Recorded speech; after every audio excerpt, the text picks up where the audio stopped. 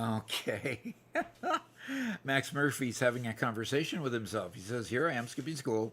Oh, I'm bored because bored again watching this stuff. I'm a pirate. I'm always a pirate. Just hand over your loot and no one gets hurt." Nobody else is in chat chatting with him. That's a whole total conversation with Max all by himself. Oh, you need to make the box around me a little bit smaller there, Robert, I think. Yeah, did it on the rest of the scenes. Whoop, that's not what I meant to do. Okay. All righty. As you see, I have a different background behind me. And the different background behind me is because we significantly rearranged our setup here in the studio. Gave myself and Robert much more room. And because of much more room, a lot of the stuff, we had to rehook up everything. So the one thing that hasn't been put up yet is the green screen behind me.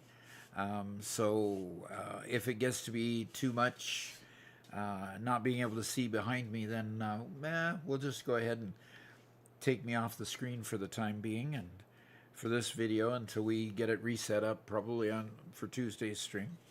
So get Doc a standing deck. Auto connect, please. Get Doc a standing desk. Okay. No, I have a hard time standing for any length of time, so no, I think I'll reject the standing desk. One Metalfish says hi, and Republic of Pixels redeemed first, in spite of Max talking first anyway.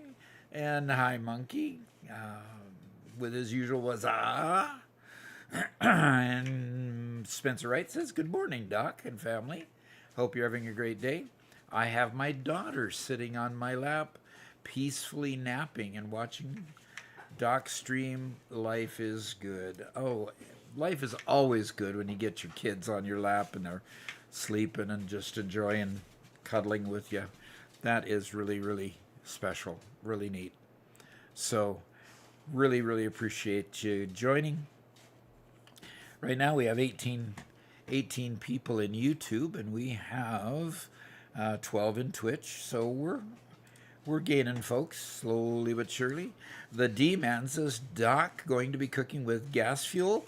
Yeah, i.e. flour fuel, yes. Be making fuel power plants.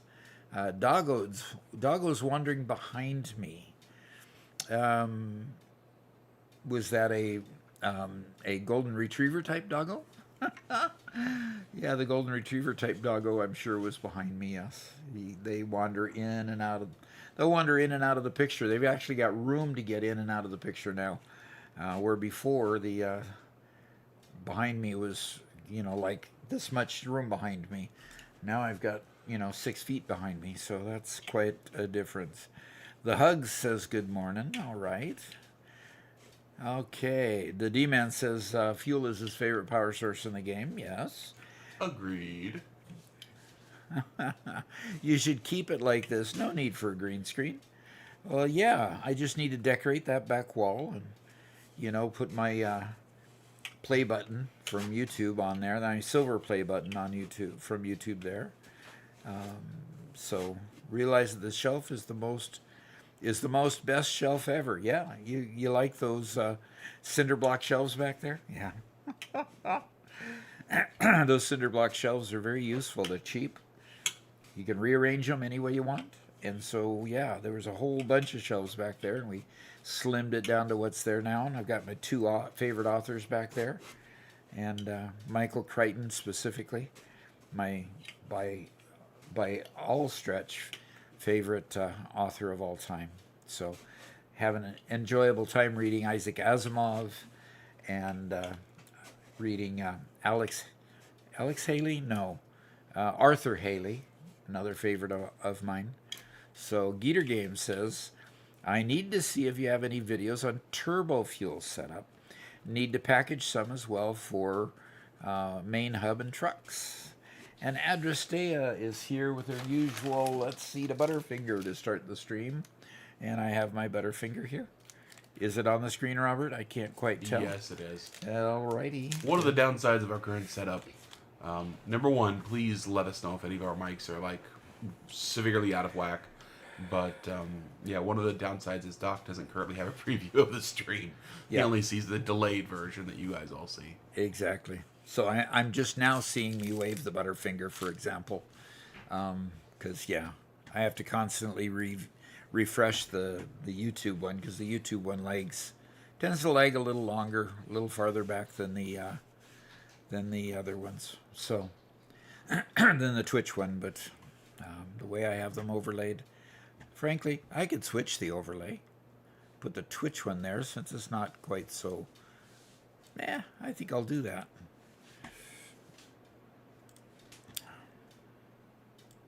And just a little bit of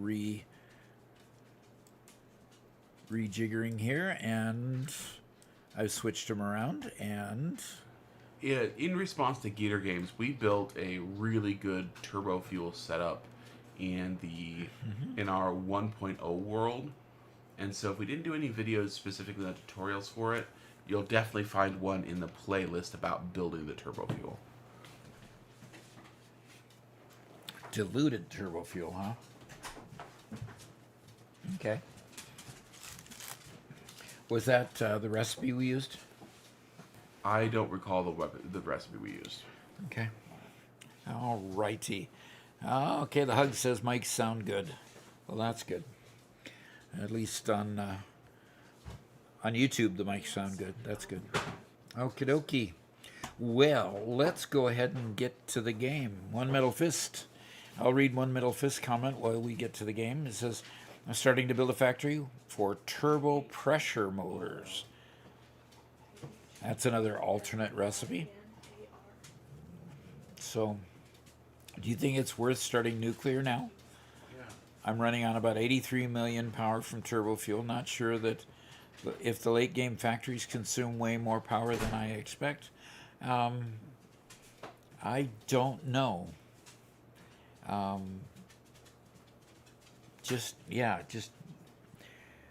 don't know what your setup actually looks like. So, it's hard to tell. Are you right at the edge now? If you're right at the edge now, yes, I'd go nuclear. If you still have quite a bit of headspace, with more with more power than what you need at this point, then I would just continue barreling through with the turbo power. So, all right, are we in the game, Robert? No, but we can be. Yeah, let's go to the game. DeMonkey, I don't know he knows who Jay-Z is. I don't think he knows who Jay-Z is. I've heard of Jay-Z. I couldn't tell you what kind of music he plays. He might not even be a musician for all I know. I don't know. Okay. So $500,000 would easily win that one. $500,000 what? Dollars. Would easily win what? Over dinner with Jay-Z. Oh. Right? Probably, because I'd rather take the million than... is that what the idea is? Yeah, it's either $500,000 or dinner with Jay-Z. In fact, how about this? How many people in this world would you take dinner with over $500,000? Anyone?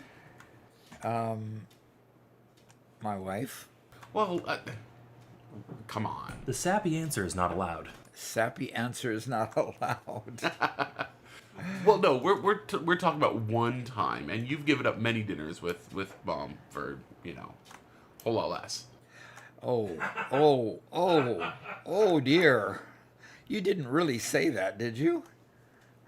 Yeah? I mean, come on. You're giving up dinner tomorrow night with her. I mean, come on. Like, let's... Only because I have to go to Michigan. Yeah, but... Mom would call you an idiot if somebody was offering you $10,000 to go have dinner with them. Mom would call you an idiot if you didn't take it. Because Mom would immediately take that $10,000 to go remodel something. She wants treatments for the windows. Yes, okay, so she's saying, go have dinner so I can spend your $10,000 for it. Yeah, exactly. Okay, I get that. Robert, One Metal Fist is offering to take you out to Mickey D's, though, so... Hey, that'd be fun.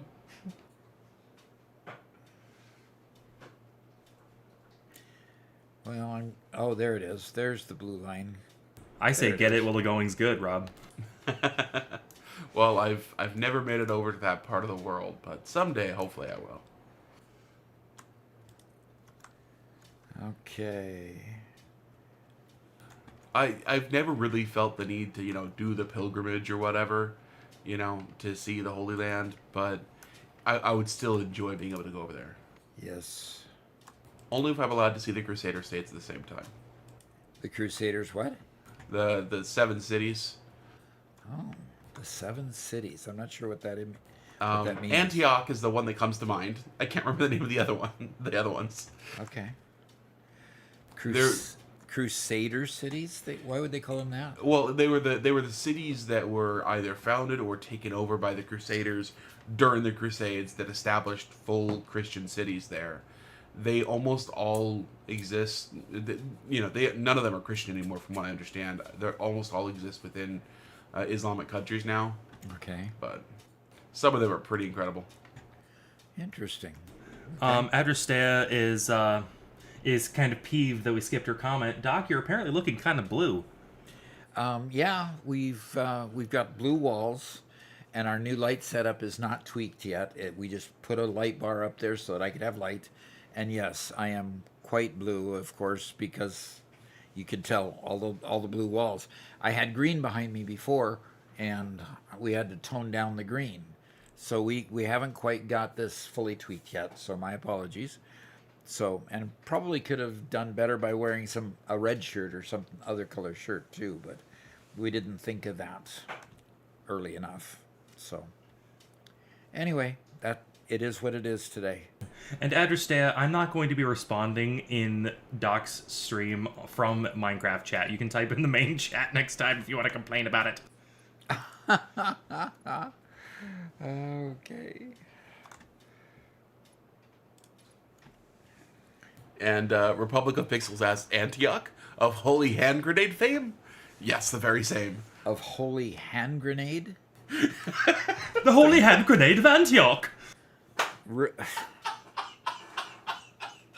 What are we talking about? Monty Python. Sorry. Okay. Another Monty Python joke, huh? Okay, I've there's got to cities. watch those movies. You're telling me that you haven't seen that yet? No. I haven't seen all the Monty Python movies. No, I haven't. Well, I've only seen like that. I've only seen Quest for the Holy Grail and then snippets of the other ones. But come on, Holy Grail is like iconic. That's where it's in, huh? Yeah. Interesting. Okay, so Doc, the cities are, of course, Jerusalem, Acre, Antioch, Edessa, Tripoli, Jaffa, and Tyre. Or Tyre. Don't know how to pronounce it. Okay. But yeah, they were big fortified strongholds with castles and cool stuff and just lots of amazing history. So, Castles and cool stuff and amazing history. absolutely. That's all you really need, honestly. Like, they made epic castles. And those are really good names. Yes. Them Christians knew what they were doing. Well, some of those are historic names too. Yes. So, like Tyre, you said, saying you didn't know how to pronounce it, but that is generally the way I've heard it pronounced. And Jerusalem, of course, and of course, yeah. what were Antioch, of course, is mentioned in the Bible, and in the New Testament at least still. So yeah, I don't think the Crusaders specifically named a lot of those. I think they existed. No, they were just cities that were occupied by the Crusaders during the Crusades. There you go. Okay, so you didn't mean that they were naming them. That's just that they were. Yeah. Okay. Gotcha. Yeah. And they weren't all founded by them or anything like that. They were just 7 major cities that were part of the campaigns. Yep. Okay. We do have a first-time chat that's about Satisfactory.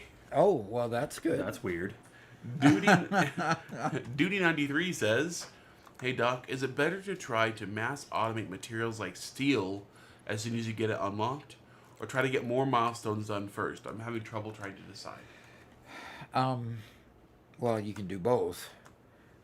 Just take a little time to get your steel production, perfected and get it up and running, because you're gonna need that stuff over and over and over again. Like, when I build one of these, if I just put the deconstruct here, you see that it's got steel pipes and it's got encased industrial beams, which use industrial beams to make.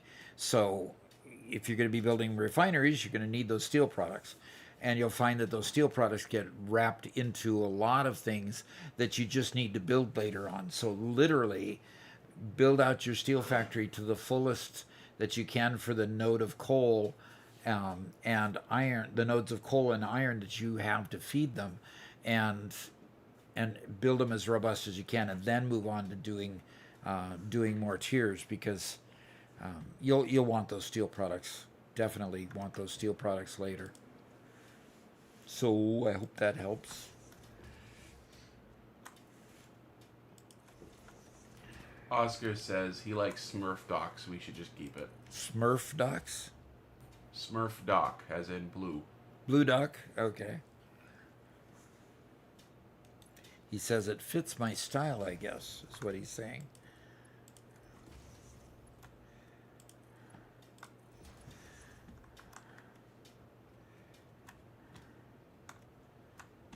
All right. Now let's fuel up some power plants, folks. I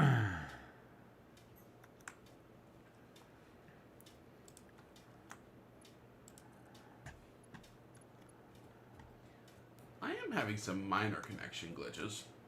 Connection glitches with the game? Yeah. Like, I'm struggling to be able to modify these tractors. Huh.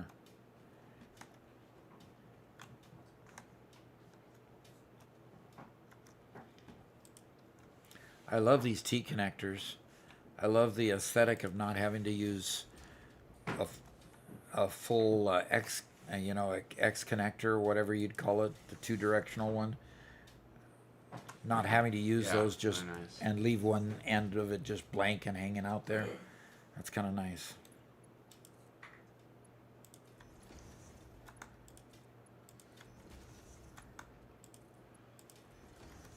Well, Middle Fist, the reason that France has better examples of complete castles is because white flag is their national flag. Wow. Oh, what? What? Nothing. I said nothing. You said nothing. Okay. So, one Metal Fist says, "Robert, many Crusader castles in Israel didn't survive in great condition after centuries of wars and rebuilding. If you want to see better preserved castles, France has more examples. There are still some preserved ones here, but many became surrounded by modern cities and buildings. They blended into everyday life." Yeah, I understand that. And France has some beautiful castles, like Spencer was talking about. I want to go there for the history as much as for the castles themselves. I mean, castles are awesome. I love castles. Who doesn't like a good castle? But yeah. We were actually discussing the other day how much we appreciate the French history of beheading monarchs. So, Okay, guys. Guys, come on. I guess it's just me then. I guess it's just you. I'm sorry. I'll stop. I'm sorry.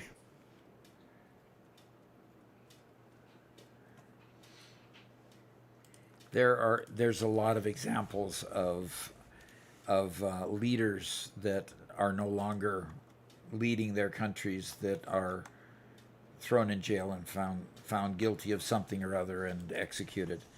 Even in the modern day, it's not not peculiar at all. Yeah, and it definitely shouldn't be. It shouldn't be weird. Yeah, People should be jailed if they're not, if they're elected and they're not serving appropriately and they're criminals or whatever. They should be jailed. If they're criminals. But when in those countries that the only way to get a current leader out is to oust them in some way. What generally happens in those kind of countries is they're ousted and then they're found guilty of whatever got them ousted and then they're put to death. So it's in fact in the 1800s and early 1900s, a lot of countries looked at the U.S. and say, "What do you mean? Why isn't your former president in jail?" You know, there was this push back and forward about the unusual factor that our country holds elections and that our president serves for a number of years. If he's not elected the next time, he just goes and enjoys the rest of his life in peace, generally. And it was thought to be unusual in that respect. So kind of crazy history out there. Yeah, and luckily most of the modern world is that way right now as well. Yeah, So. now it is, yes. Thank goodness it got to that point. Spencer, you're Yes. giggling too much. I'm sorry, Minecraft chat is a little more spicy than Doc's main chat. Okay.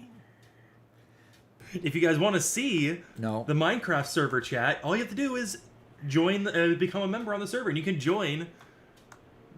Yeah, Robert can tell you all about that stuff. I don't really know, but you can get on the server. Yeah. Yep, you can get on the server. Okay. Okay, Doc. I am not sure if these issues are me or not. Okay. And yeah. Doc Furpotus. No, I don't think so. Only because I don't want to put my family through that. Only, huh? Well, I'd definitely be qualified. You're over 35. No, I'm over 65. Yeah, but the requirement's 35. Oh, the requirement is 35? Yep. How long has it been since we've had a president that's been under 65 when elected? Too long.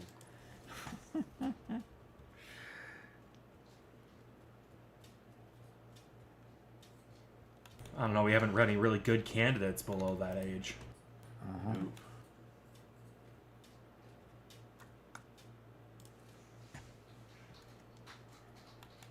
Yep. One Metal Fist says, don't forget, corruption can be deeply rooted in a country, and once it reaches that level, it's very hard to remove. Real change Exactly. sometimes requires rebuilding systems from the ground up, and that could take years. Yep. So very true. Or just a couple of beheadings. I'm a fan of that. Moving on. Oh, gosh.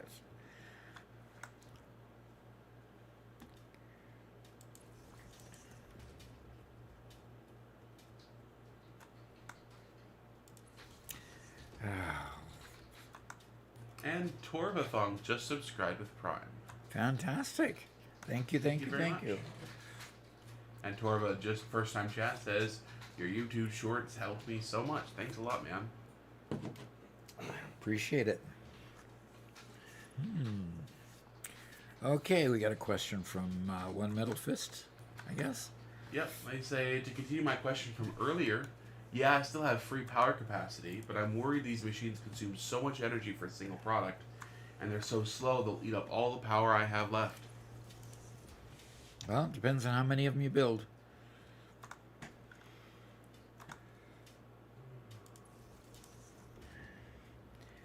And I don't mean that to say that flippantly. I mean, the reason why I said your setup is are you building minimalist? Or are you building robust lines for everything every product that you're building? So the question becomes, you know, how are you using your power more than whether you'll have enough, because you have to answer the question how you're using it to really understand whether you'll have enough or not. So yeah, if you've got a huge farm of particle accelerators, yeah, I'd say you'd probably have a challenge or two with that.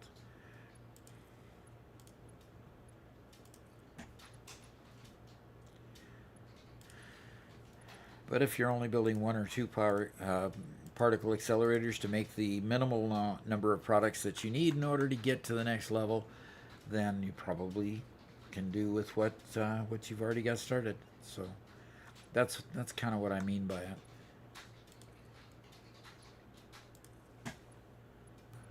Terexos notes that JFK was our youngest at 43. Yeah.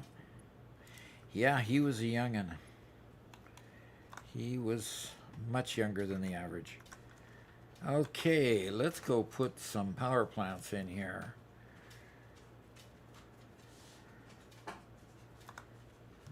here we Terexo has a great comment. He says, I've noticed adding pipe junctions to existing pipes sometimes doesn't flow right until you delete the split pipes and replace them. Is that fixed in 1.2? I don't know if it's fixed. I sure can hope it's fixed. But that's one of the common troubleshooting steps. If you're struggling with getting something to function with pipes, just rebuild them. Yep.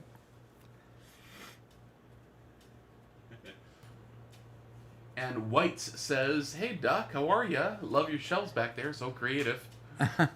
Yeah, they're real creative. Yeah, stack a couple bricks and boards on them and go from there. Definitely not my pretty ones.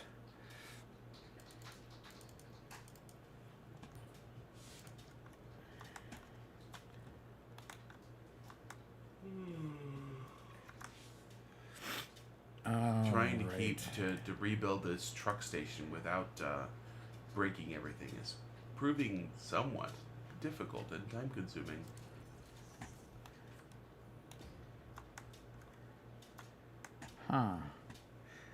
Trying to redo it without breaking something? Well, that's kind of creative of you.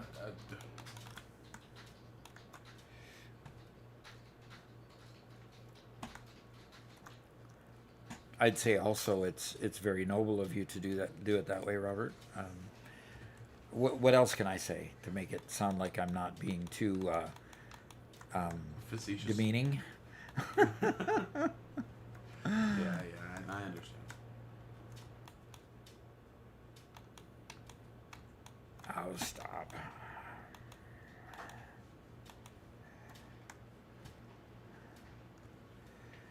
That isn't where I wanted to be. I wanted to be over here. Oh, that's because I'm on the wrong level.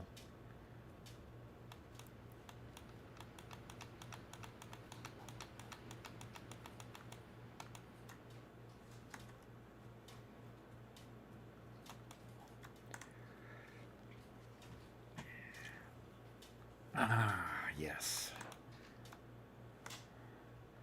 Well, this could be rather interesting.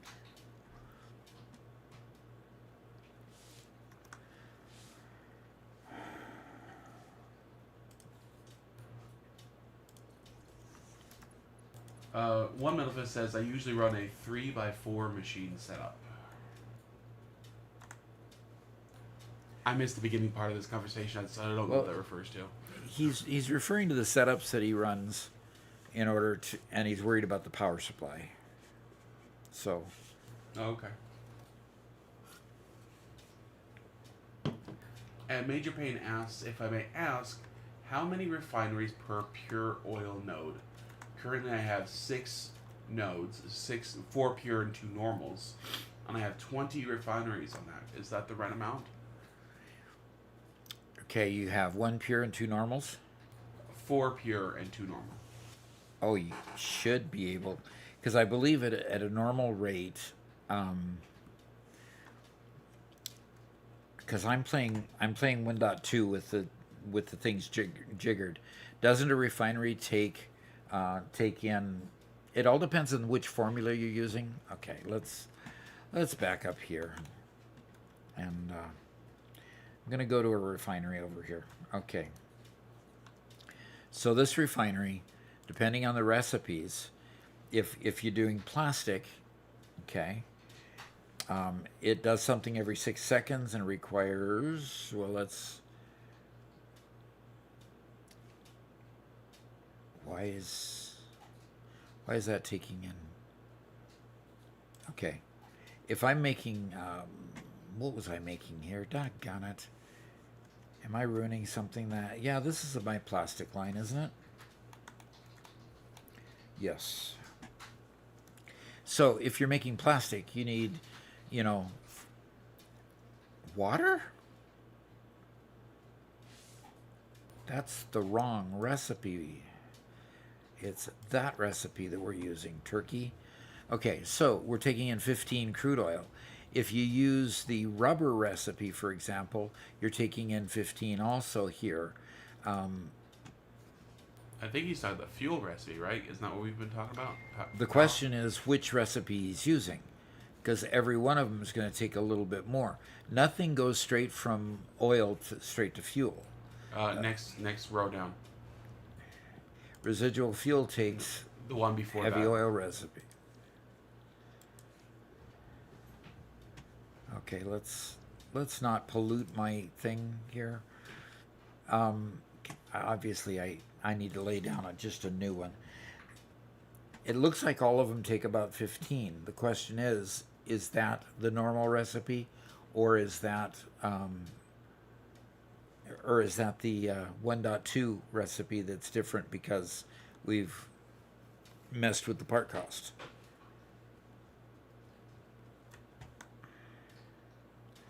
I mean, the math basically is you determine the recipe and you look at what your output is from your extractors, and you build the number, the total amount of output from your extractors divided by the amount of input from each refinery, and that'll tell you the number of refineries. So when you know the number of refineries, you just build that many. Now, you do have a limitation, like for example, I have these silly Mark 1 pipes at this point. And because I have Mark 1 pipes, I can't put any more than 300 in a pipe. So I've got to kind of split it up to make sure that I can still deliver, you know, the amount of oil that I need to each one of the machines. So that also makes it so that you've got to base your numbers based on the amount of fuel that you can push through a pipe. So there's a lot of factors involved. But that's basically how you do the math. If you're limited to 300, you know, get your extractors and put only 300 through those pipes. Once you get the 300, you can say, okay, how many refineries can I do 300 with 300 coming through that pipe? Then you build that number of refineries, and you go from there.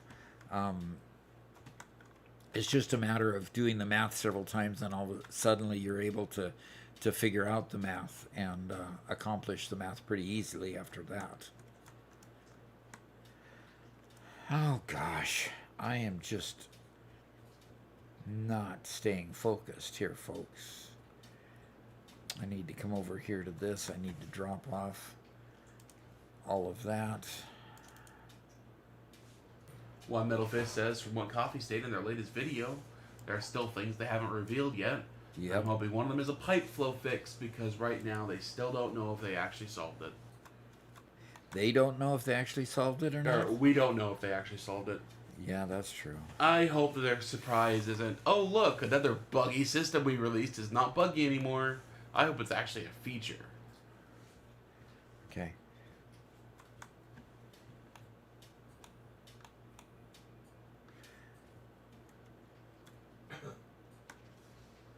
Wonderful. That was not what I expected. Okay. Deconstruct, deconstruct, deconstruct, and reconstruct over here.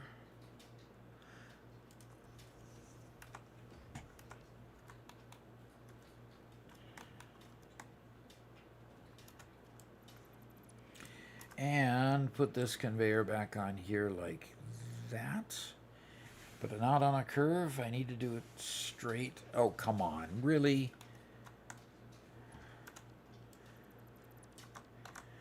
Okay, I'll put you down further.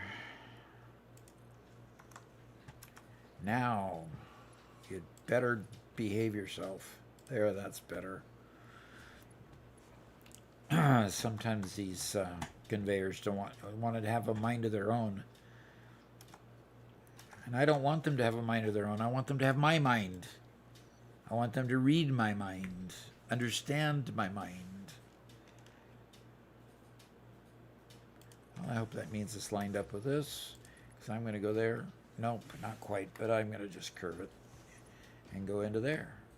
Well, And Metalfish now says, those- I'm using 4 oil train cars. Uh-huh. I'm not even consuming all of them, maybe just one. Oh, For only 4 oil extractors and making rubber, plastic, petroleum coke, and running 105 turbo fuel generators. uh-huh. Oof. Okay. And that's with 8 machines producing rubber, 7 producing plastic, and 2 making petroleum coke. And they support my entire factory.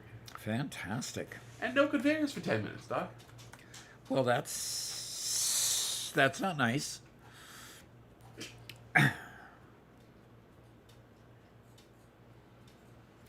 I almost said the S word, Oh no. and the S word is not end in HIT either. Let's spell it out now because we don't want to say words. We don't want to say bad words, no.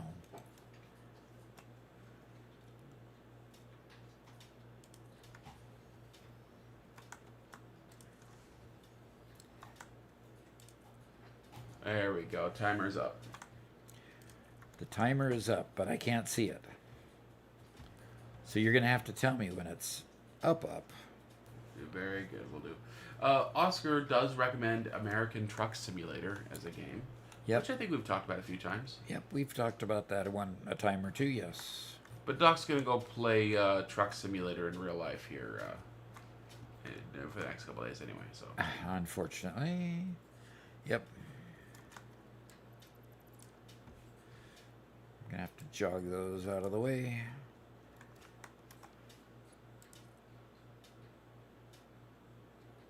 Yeah, we're going to be hopping in the pickup truck tomorrow morning and headed to Traverse City, Michigan. The wonderful city of Traverse. So we're going to traverse the country and go to Traverse. That was really low-hanging fruit, Doc. Yeah, I'm sorry. I'm sorry. So in order to get there, we travel from Missouri, go all the way across the state of Missouri, because we live in the lower west corner, southern west corner of Missouri. We travel clear to the eastern side of Missouri. We go through St. Louis, then we go through Illinois, and then we go through Indiana, and about Indianapolis, Indiana, we start heading north and go from there into Michigan. So we'll go from Missouri to Illinois to Indiana to Michigan and pick up some tools and ride back home. And I'll get 2 wonderful days with my son, one-on-one, which will be way cool. I'll really enjoy that. Always have to look at those side benefits of making those trips that might seem a little bit hard, but you can look at a good point in everything, right? I remember when I got home, when I was coming home from my mission, and we got stuck in a snowy ditch because it was such bad whiteout conditions that we could not see in front of us, and it looked like the car in front of us was turning. And next thing we know, it wasn't turning. The road was straight as an arrow, but we were in a ditch. Yeah, that was really, really weird. I said, huh? You gotta be kidding me. And I gotta tell you, I was so mad. I was so frustrated. Yeah. and you lost your Cardinals hat too. I lost my Cardinals playoff hat. Yeah, the wind took that thing away, and it was gone. Yep. Spencer suggested that I go chase it, but I said, yeah, I don't think that would be a good idea. And then you slept in a Walmart overnight. We did. In the 'cause- tire section. Yep. We went and bought a couple cots and bedding and slept in the tire department. That's too funny. We could just say it wasn't very restful. No, it In wasn't. fact, it the was best sleep. kind of tiring. Gosh darn it, Spencer! You talked. I was gonna make that joke. So mad. He beat you to it.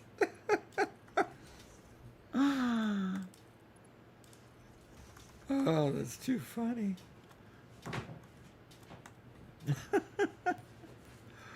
I mean, I suppose, you get to tell that joke. It's your experience and all, but come on. I want to tell the joke, Precious. It's my birthday, and I want it. Yes, and by the way, we are celebrating Spencer's birthday. I'm allowed to make whatever jokes I want today, hence all the French jokes. Gosh darn it.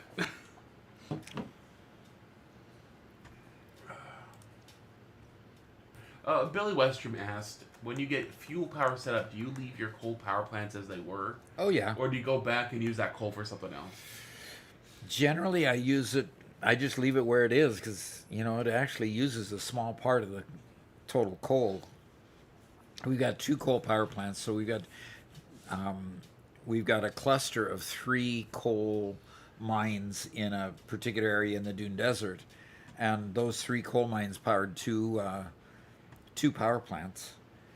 And yeah, I'll just leave them there generating electricity as well. So. Okay, each of these 4 will do 40. We'll do 40 each of fuel, which means that I can do 8 refineries, 8 of these machines, and I only have room to do 5 this direction. So I will build 5 more here and 5 more there, and then we'll see what happens with this other space over this direction. I probably put the remaining over in here. So let me go ahead and put the next row of these down.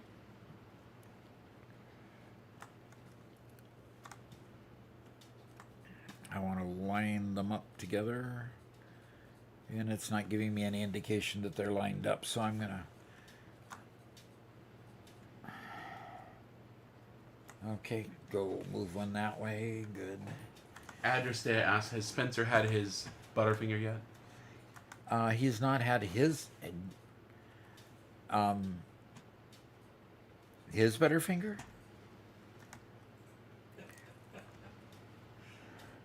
So the Butterfinger that you said at the beginning was to be his Butterfinger? Is that what you were telling me? If that's the case, I'll toss it over to him. Just let me know.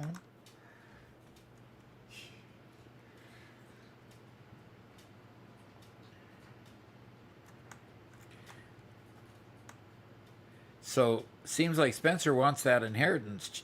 Chase a hat into the snowstorm? Okay.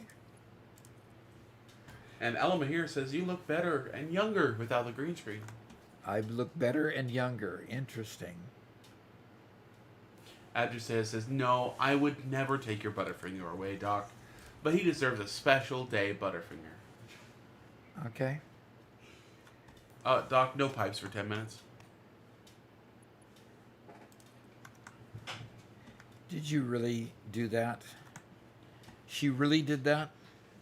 Yes, sir. Okay, so the second timer is up there, and how much time do we have on the first timer? 2.5 minutes.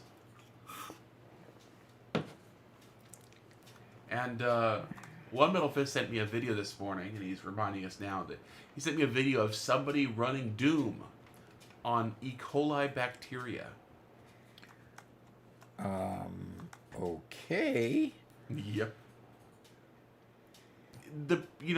First off, Doom has become the benchmark for can you run Doom on this really, really bad machine for a long time, right? If you can run Doom, then it's people have been running Doom on their refrigerators for a while now, that kind of thing. Okay. But basically, this one scientist found that you can cause E. coli to fluoresce. And so therefore, if you can make a grid of E. coli and you can cause them to fluoresce properly, you can run Doom on E. coli. Okay. It's ridiculous. The downside is that it takes them a long time to charge up and even longer to discharge. So basically, you get one frame every 9 hours, I think. So you can't actually play Doom No. on your machine. You can display a frame or two of Doom. Yeah. Okay, I gotta wait for motors to build up again. Oh, the D-man redeemed. Let the man work. On which one? It applies to all of them. Okay. Thank you. Yay!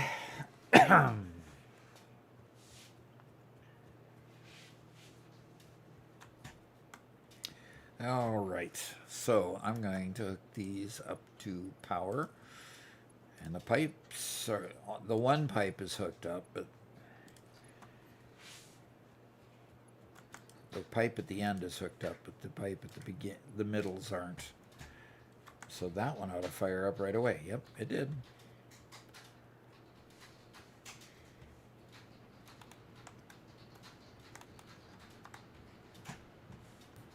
Caustic Morrow says hello. Hello, hello.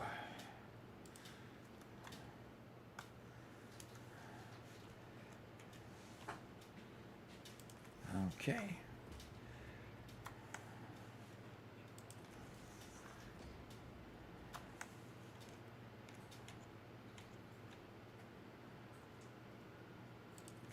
Okay.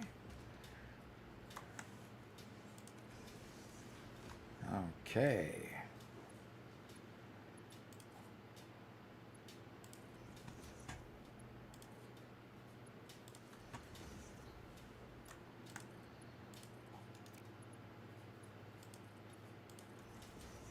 All right, there, and okay.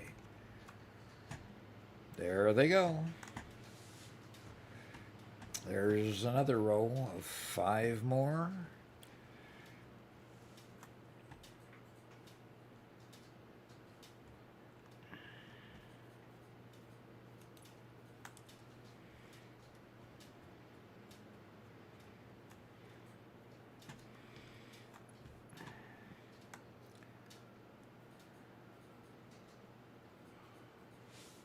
All these trucks are so unhappy with me. Oh, they are. Yeah. For what cause do they have to be unhappy with you? I'm breaking everything. That's not very nice of you. I can see why they would be unhappy with you. I'm sorry, it's the price of progress. To break things. I was watching a video this morning on the Chrysler building. There's another channel that I like. It's called the B1M. I don't know what B1 and M stand for, but it's fairly popular. It's got like 1 million some subscribers. You know, it's fairly big. Because he does some very interesting historical information on buildings that are around, a lot of them in the U.S., but he's a Brit. He is British, so it's interesting why he would do something in the U.S. but when he's British. But you know, beyond that, he did one on the Chrysler building, and the Chrysler building basically was built in the 1920s, and at the time it was the tallest building in the world, which lasted for about 320 days, and some other building exceeded it, and on and on. You know, it's one of those, who can build the biggest thing ever. It's protected as a historical landmark, which of course makes it very difficult to refurbish, update, and so forth. But it can't get premium rents because it's run down and not up to date, not modern. So, and another oddity, and I think this can only happen in the U.S., the people that own the building don't own the land that it sits on. Now tell me where in the world that would make any sense at all, but... Yeah, how did that happen? Well, Good question. Somebody had to put the land up for sale without selling the building at one point. So somebody, kind of, stepped in it. I see it a lot where people like lease out land, and you can build whatever you want on the land while you're leasing it, and technically you would quote own the building and be able to do whatever you want with it, but then you don't own the land. Exactly. And that's a pretty common thing. Yeah, At least but here. when the lease is up, goodbye building. Yeah, or I feel they like get a free building. Typically, yeah, exactly. When the lease is up, it's gone. In fact, there was a fairly famous case in famous for the region of a guy who got a lease for some land on a local reservation that was near us when we lived in Washington, and when he was promised, or he says that he was promised that the lease would be renewed. And when it wasn't renewed after he built his house on it, the house stopped existing under mysterious circumstances. Somebody went and just deliberately tore down the house. He burned it down when basically they said you can't have the land back, or when you can't extend your lease, because he was promised basically you can have it forever. So he built his house there, and when he couldn't live there forever, he just burned his house down. Okay, just so that they wouldn't, because the landowners, without extending the lease, would automatically own the house he built on it. Yes. As kind of a leasehold improvement situation. That's and that That's gets nefarious. into that also gets into some of the difficulties of negotiations with native lands and everything else, because governments don't always jive there. Oh yeah, So. definitely. So the situation there, though, is that they've got a, perpetual, forever lease on keeping the building there, and that has to be the case when it's a historical landmark. You can't just repossess a building.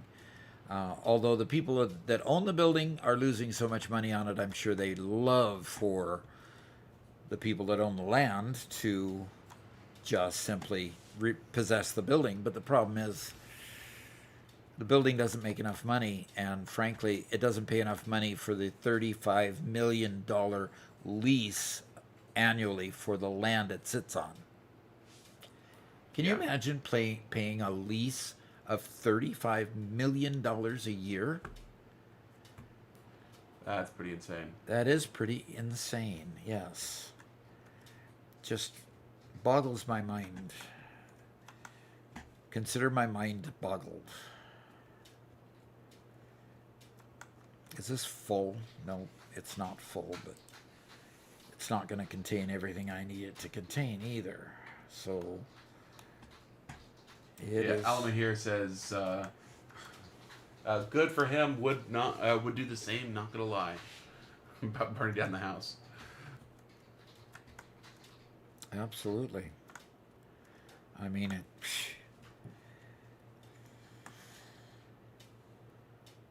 Yeah. All right.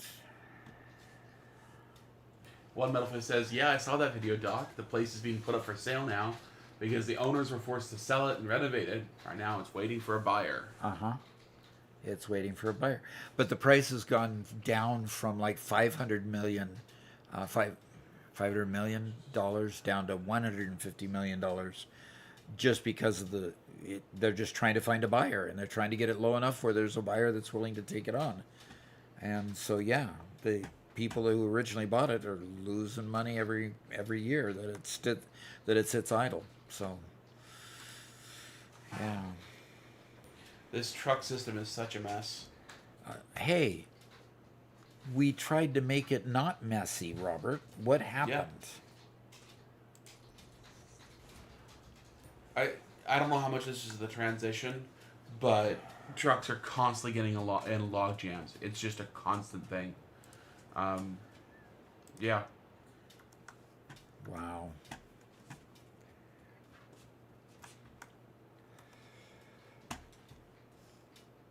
Okay, I've got to pull a power pole through here.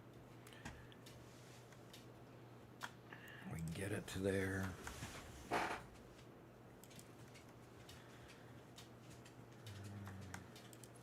Raxus says, rather than burn it down, why didn't the man just load the house on house carrying flatbeds and take it with him? Well, it might have been too big a house. I mean, you can only do that with houses of a certain size. You can't just transport any old house. Yeah, who knows? There could have been a million reasons why. Max says, Robert, when Garrett published his novel, did he become famous and leave y'all in the dust, forgetting his humble beginnings as a man? That's why he no longer is on the stream? Nope, that's not what happened. No, we fired him. Okay. Did we really? No. Okay. I thought I remembered it a little different than that. Yeah.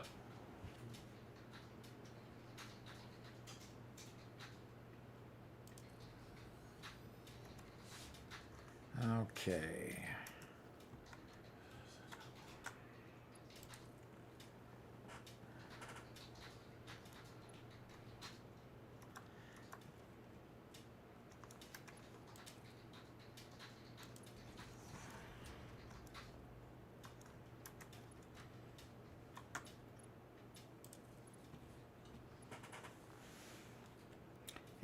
And there we go. And power this. Power up this bad boy and get it functioning. There we go.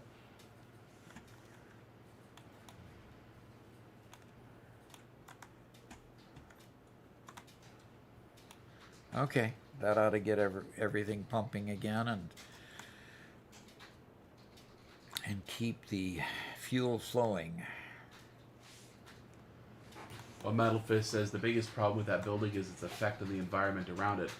Because of its triangular iron-like shape, it splits the airflow and creates really strong winds on both sides, which is one reason people are getting annoyed with it. Are you thinking of a different building than I am? Because the Chrysler building is a regular square building like all the other skyscrapers in the area. There is a triangular building fairly close to it that you might be referring to. And yes, that is a challenge. But this particular building is straight. And what makes it iconic is they did a lot of features. They put gargoyles on the outside.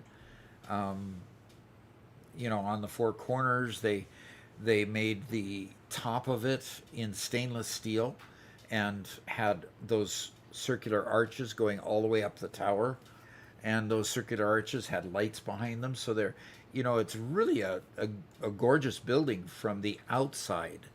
The problem is it's just falling apart on the inside. They've had so few tenants, and the maintenance costs have come so high that they've just not maintained floors and areas that have become vacant, and so it's becoming a bit of an eyesore inside, while the outside pretty much is resilient to the weather. So yeah, very challenging in that respect. Okay, well, that was one of the videos that I watched this morning.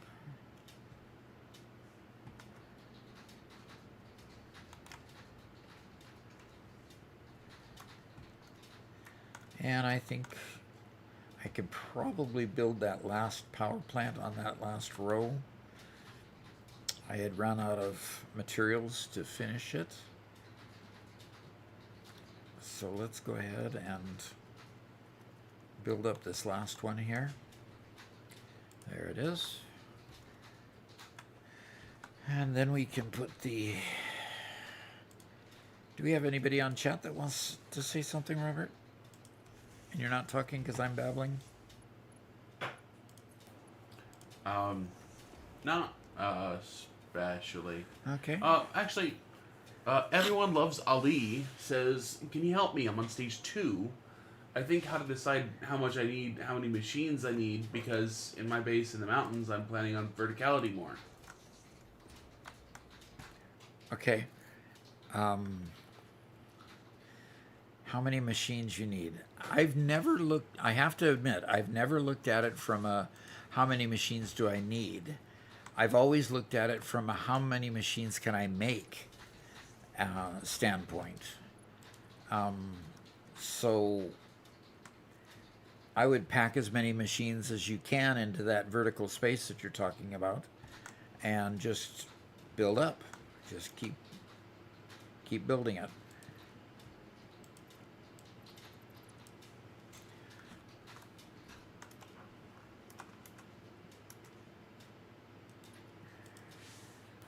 So one Middle Fist says they're talking about the Flatiron building.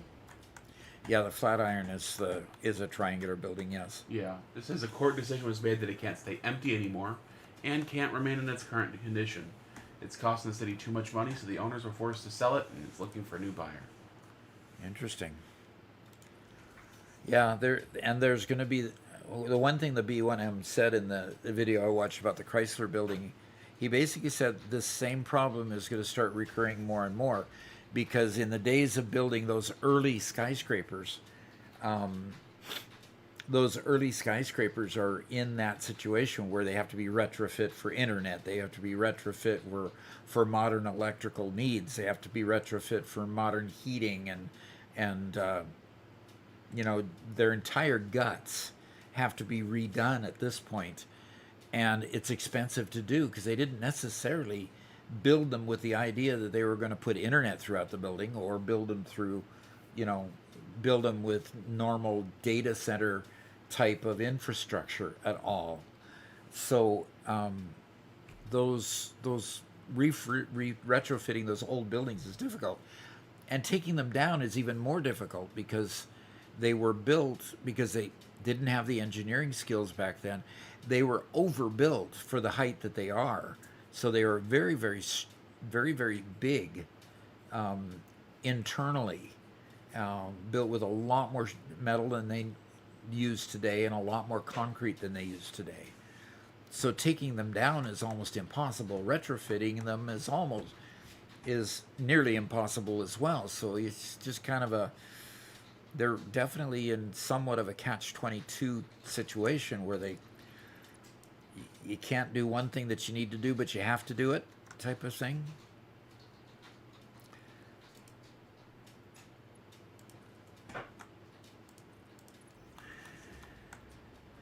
So, interesting stuff.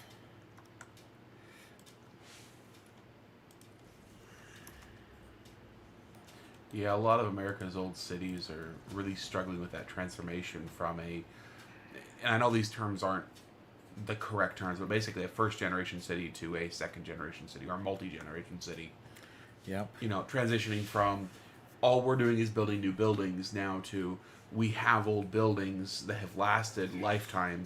Now we need to find a way to make them last multiple lifetimes, and repurpose them and refurbish them and allow them to continue having life, or move on, which hurts. Yeah, it does. Hurts a lot.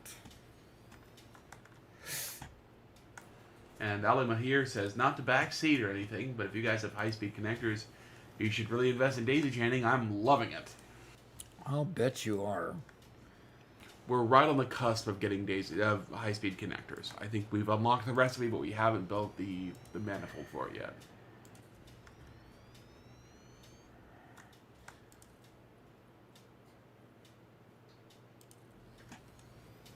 I did unlock a few things in the MAM, Robert.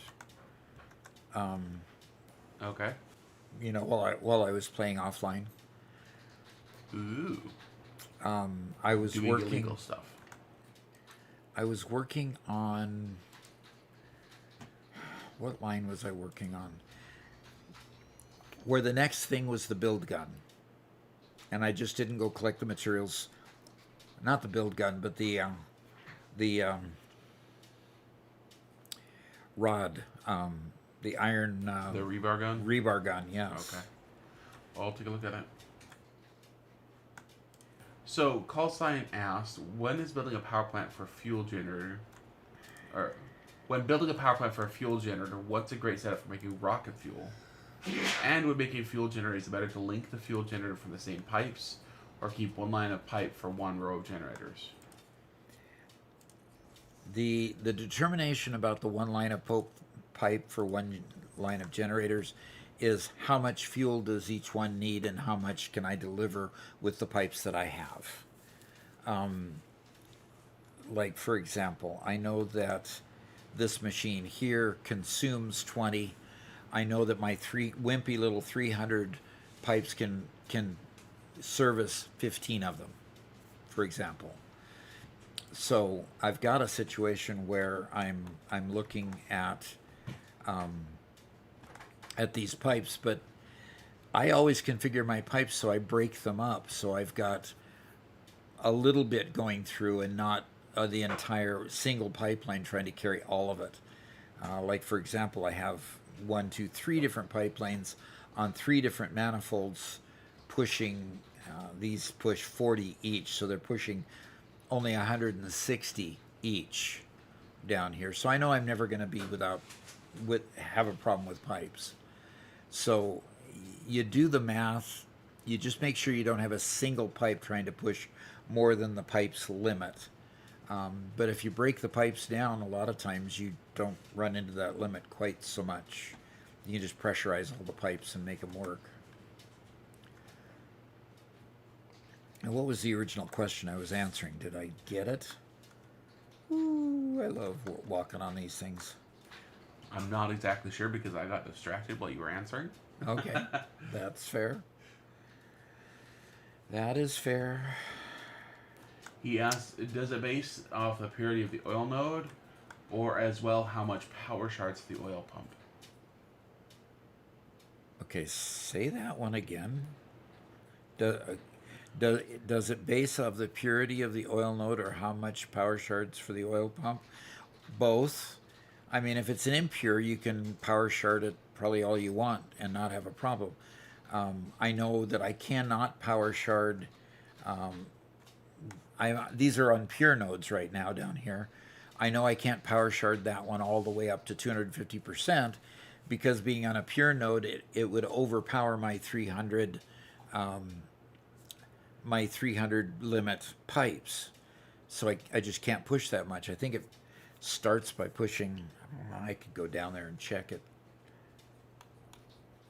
Let's go down and check it. So here I've got this.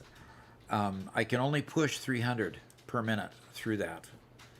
And that'll only take a 25% increase of the power sharded up to 25% more than normal.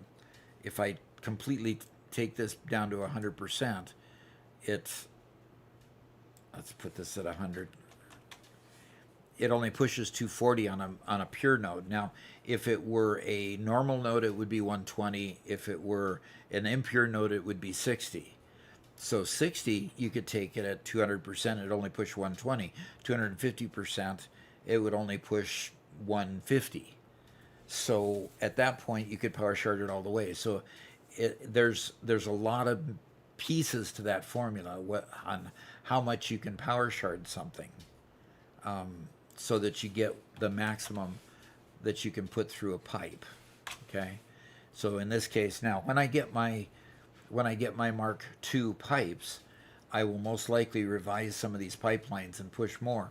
But frankly, I'm in a situation where everything up top being fed by this is based on getting 300.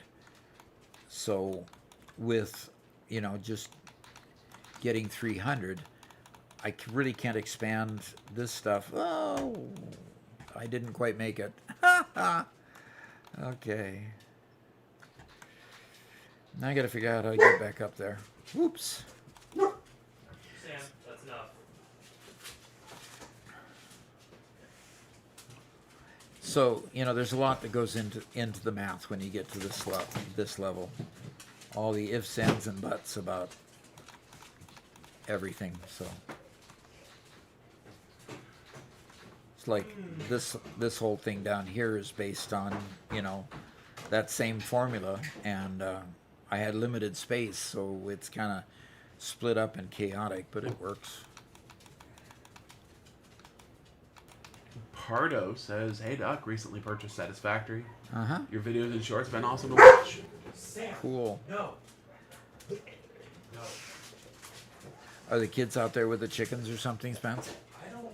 He's not barking at the barking at Robert's door. It looks like. Well, Freya's outside and she's barking at the moment, so. Okay, Freya's barking. Okay, so Mark II pipes be best with adding power shards. Yeah, Mark II pipes go up to 600, and with a pure node, you can go the full 250 with a pure node and push 600 through a Mark II pipe. So the Mark II pipe really is balanced for pure nodes, fully overclocked. So yeah, try to use Mark II pipes if you can, if you've got them unlocked. I just don't have them unlocked yet.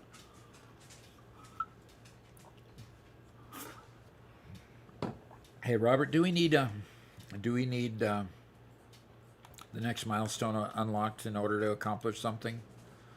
I don't know. Okay, you don't need it for what you're doing anyway. No, Sounds I'm like just wrestling with trucks. you're wrestling with them now.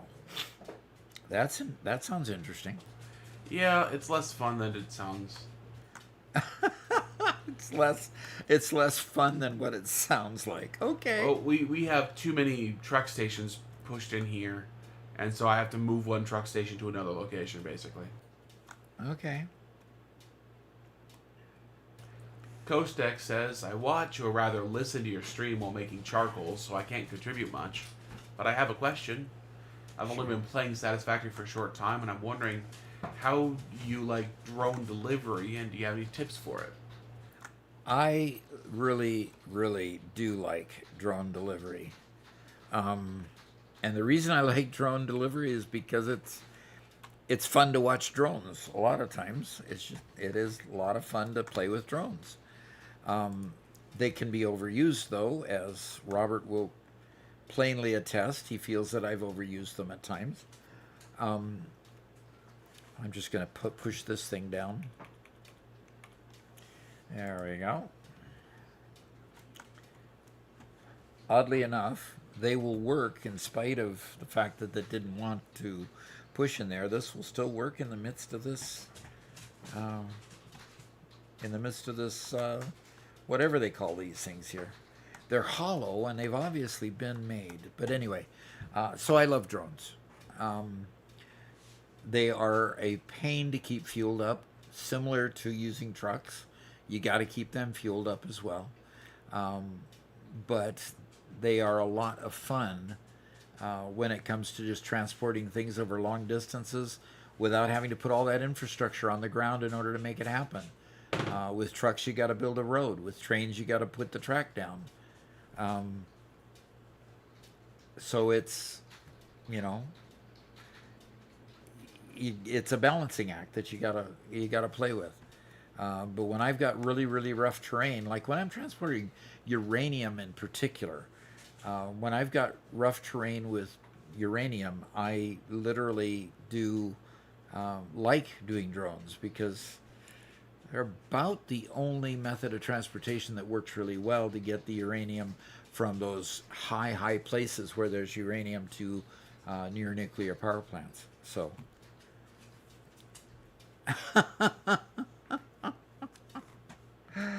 Okay, Eddie, I'm sorry you weren't watching live there for a bit. Quite a reaction, though.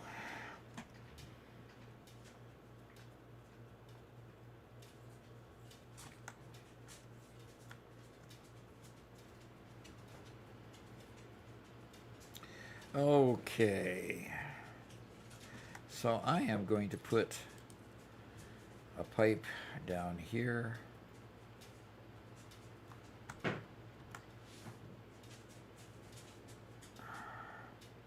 Yeah, let's put it right there. One Metal Fist says, you know what we need? What do we need? A plushy Doc doll. You press the stomach and Doc tries to talk, but the dogs start barking, the chickens start clucking, and then you just hear Robert laughing. That would be perfect. That would be an interesting sound to put in it, yes.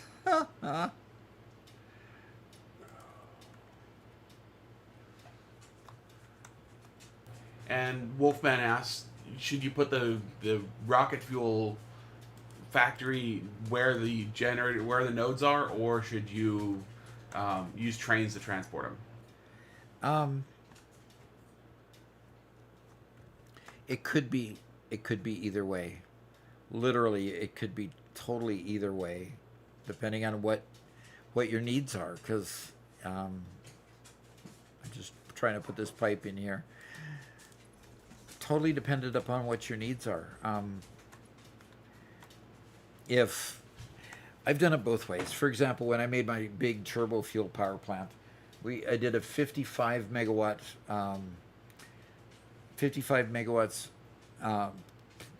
power plant, and I made the compacted coal in the dune desert, and I brought it to the northern oil fields where I built the turbo fuel on the platform and then fed it to the power to the generators. So, in that situation, it worked out really nice. I had room to make a nice big compacted coal plant, and then transport all the goods. So really, it depends on what your needs are. I wouldn't try to do compacted coal or go one step further, make it into rocket fuel right there where the oil is. I might do the rocket fuel part after I've made the turbo fuel there locally, but really all depends on what is easiest to transport where is your determining factor. So I would try going from that criteria and see how that works for you.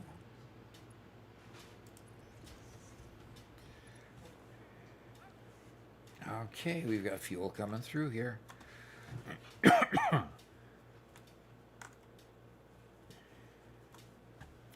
All right, I think I'll bring that right down this rib.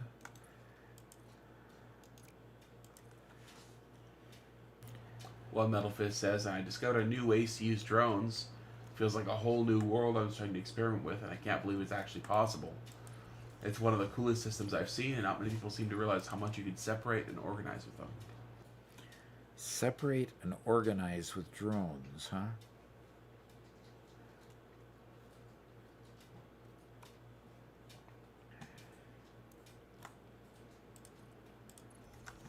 Yeah, drones, I think drones are cool. Especially when they got to the point of not requiring us to make batteries for them. Yeah, absolutely. Those original batteries were terrible. Yep. Although in my first playthrough, I used drones. I used drones only in one place, and that happened to be where I was making the batteries. But I did not try to do it any further than that because batteries were a pain.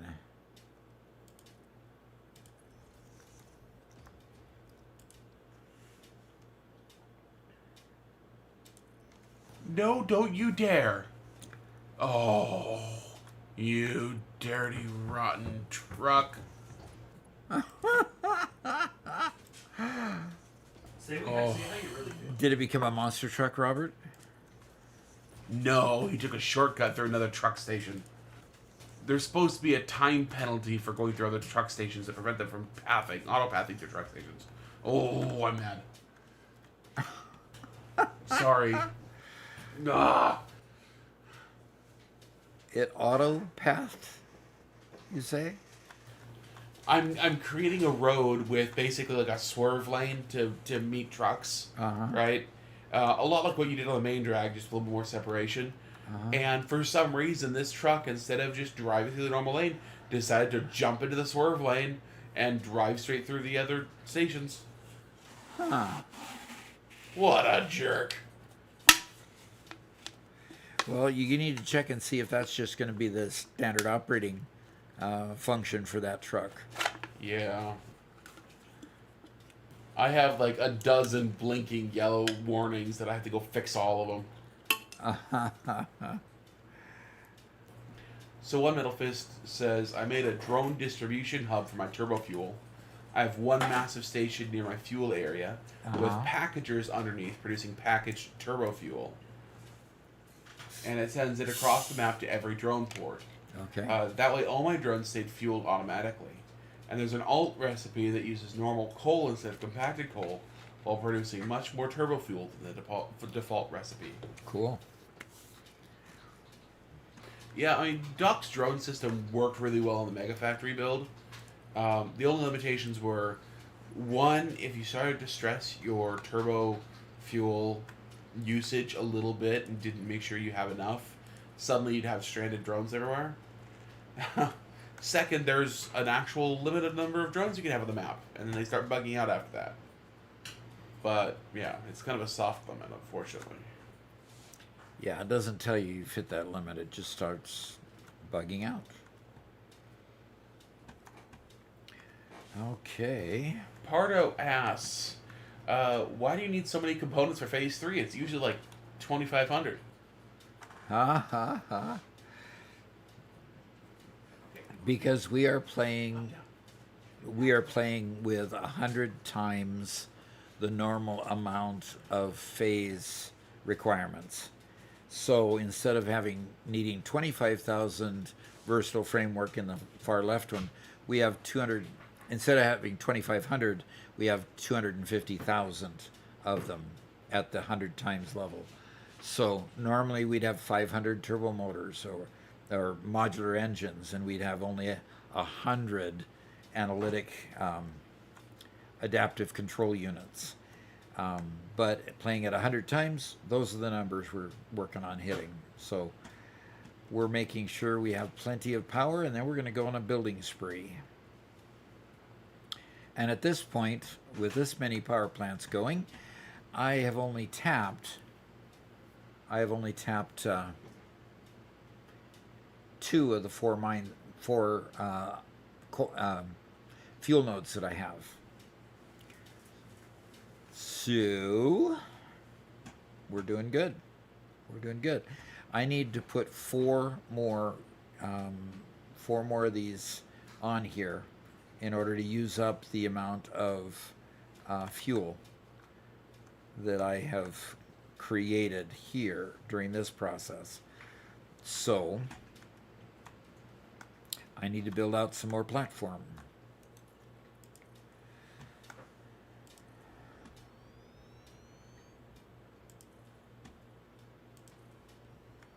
I just need to figure out how much is enough by,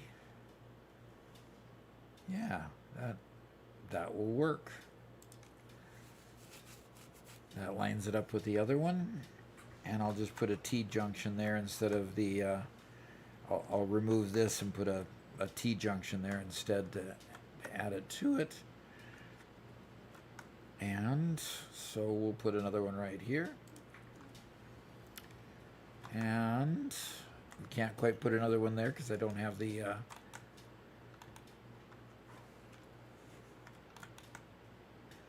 platform built out that far yet.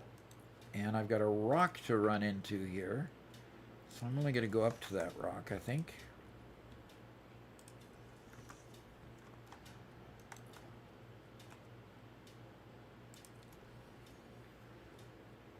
And I only need 4 more, so I'm going to put one on this end of it. So that's the first 3, and then I'll put the 4th one over here. Okay. And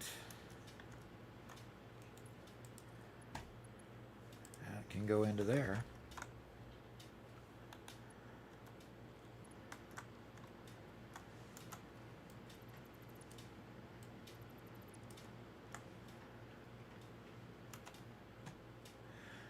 Okay, and now this time I am going to use a T-junction because now it's appropriate.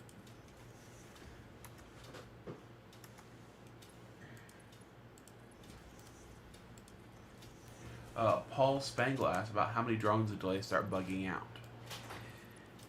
Isn't it about 100? Somewhere in there, Robert? Yeah, it's kind of a soft cap. I've heard as low as 50, but we definitely had more than 50 with it still functioning. And so, yeah, it's somewhere north of 50, maybe 100. I know I had up to 70 in the 1.1 world, and at that point had not experienced significant issues. It's hard to tell whether it's bugging because of you not fueling them up properly or other issues versus whether it's truly a bug. The bug's been reported. I can't say that we've ever actually experienced it. Yeah.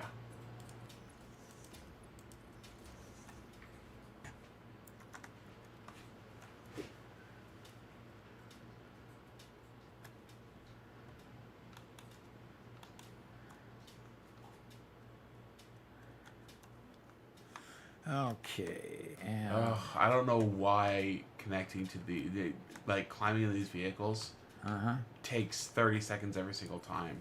It's like they're not exactly where they show me on the screen, and so trying to figure out where they are is really hard. trying to figure out where. Oh, you're talking about finding the vehicle that's buggy, that's having a problem, an issue. Well, no, it's that it displays on my screen in a certain location. I see it right in front of me. I see it's not moving. When I walk up to it and try to drive it, it's not actually there. The press E to drive tractor's there, but I can't actually do it. Interesting. Right?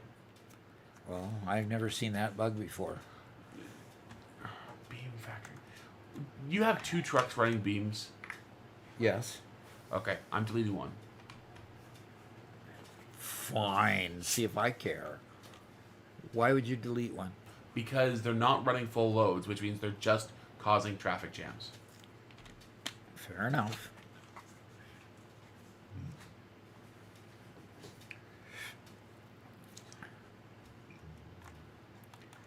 I really tried hard to get those filled up, but obviously they're.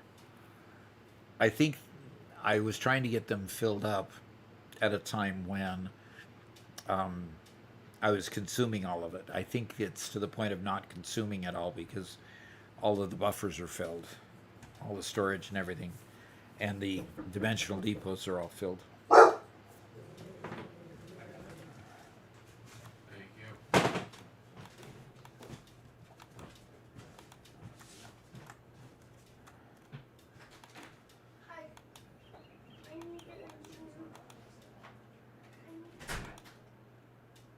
Okay.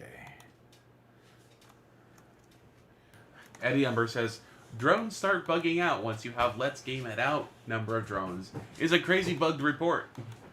Okay. Hey Doc, you have another battery, but found it. Never mind. What Metal Fist says, Robert, one thing you're not considering is that turbo fuel burns really slowly in drones. If a drone carries 100 units, it takes a long time before it needs refueling again. Meanwhile, the drone port storage already has more fuel waiting, so the pressure in my turbo fuel production is actually very small. Good. I was considering that and reporting exactly what we had in our issue in which we used turbo fuel and they ran out because we put pressure on the turbo fuel. I was referring to our experience that we had.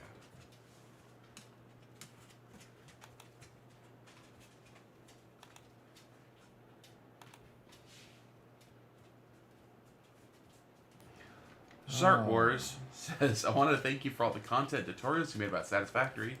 I know much more thanks to you, and you motivated me to rebuild some of my entire factories. Uh-oh. Okay.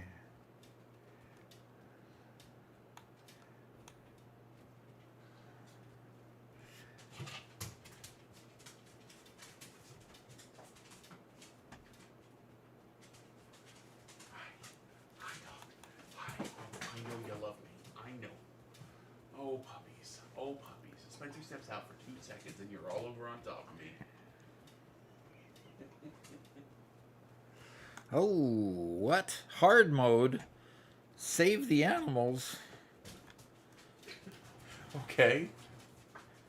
Eddie, how could you? Thank you for the donation. I appreciate What do you it. mean by save the animals? Does this mean that hard mode, no weapons? Is that what you're saying? No, hey. Settle down, Robert.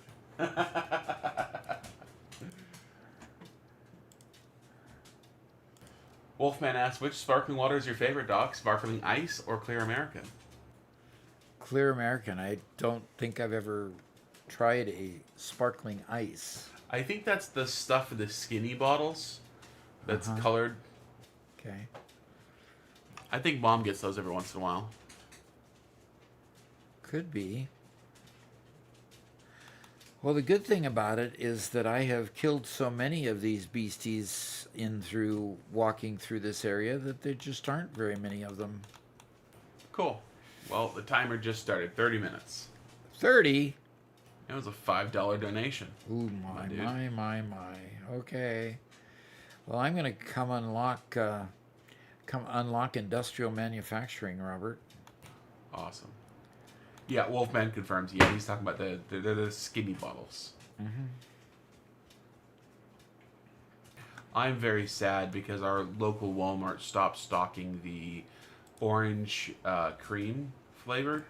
And in fact, they stopped stocking a lot of flavors for a while. They finally got their mandarin orange back, and what's the flavor of orange I drink all the time? Orange mango? No. Ugh. Anyway, they stopped stocking a whole lot of flavors. Finally, they started getting it back.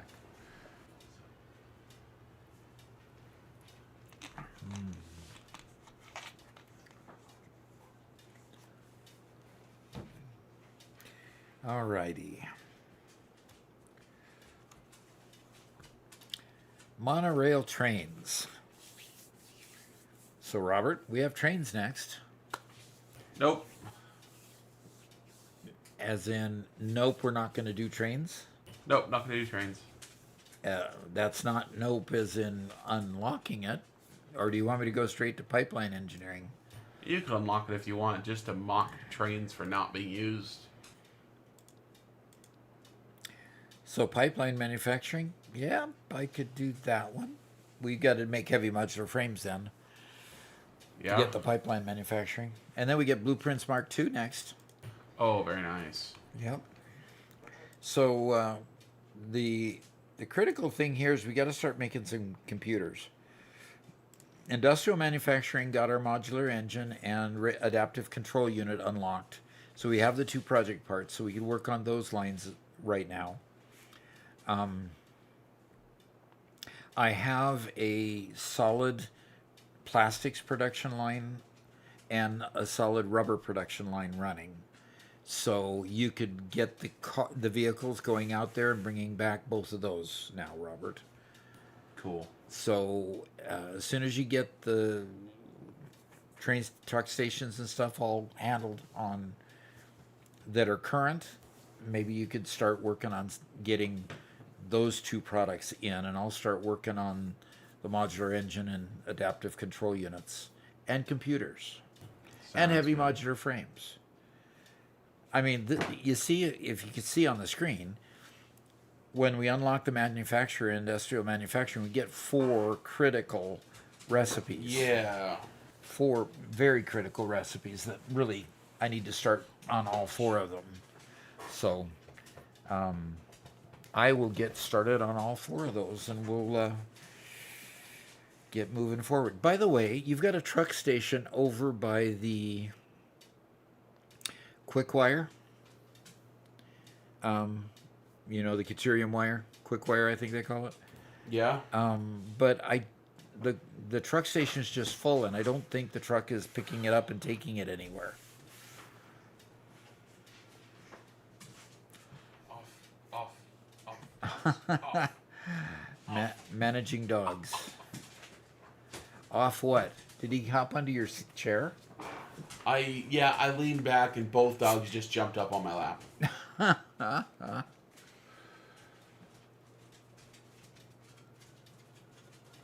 They know better than to do that with me.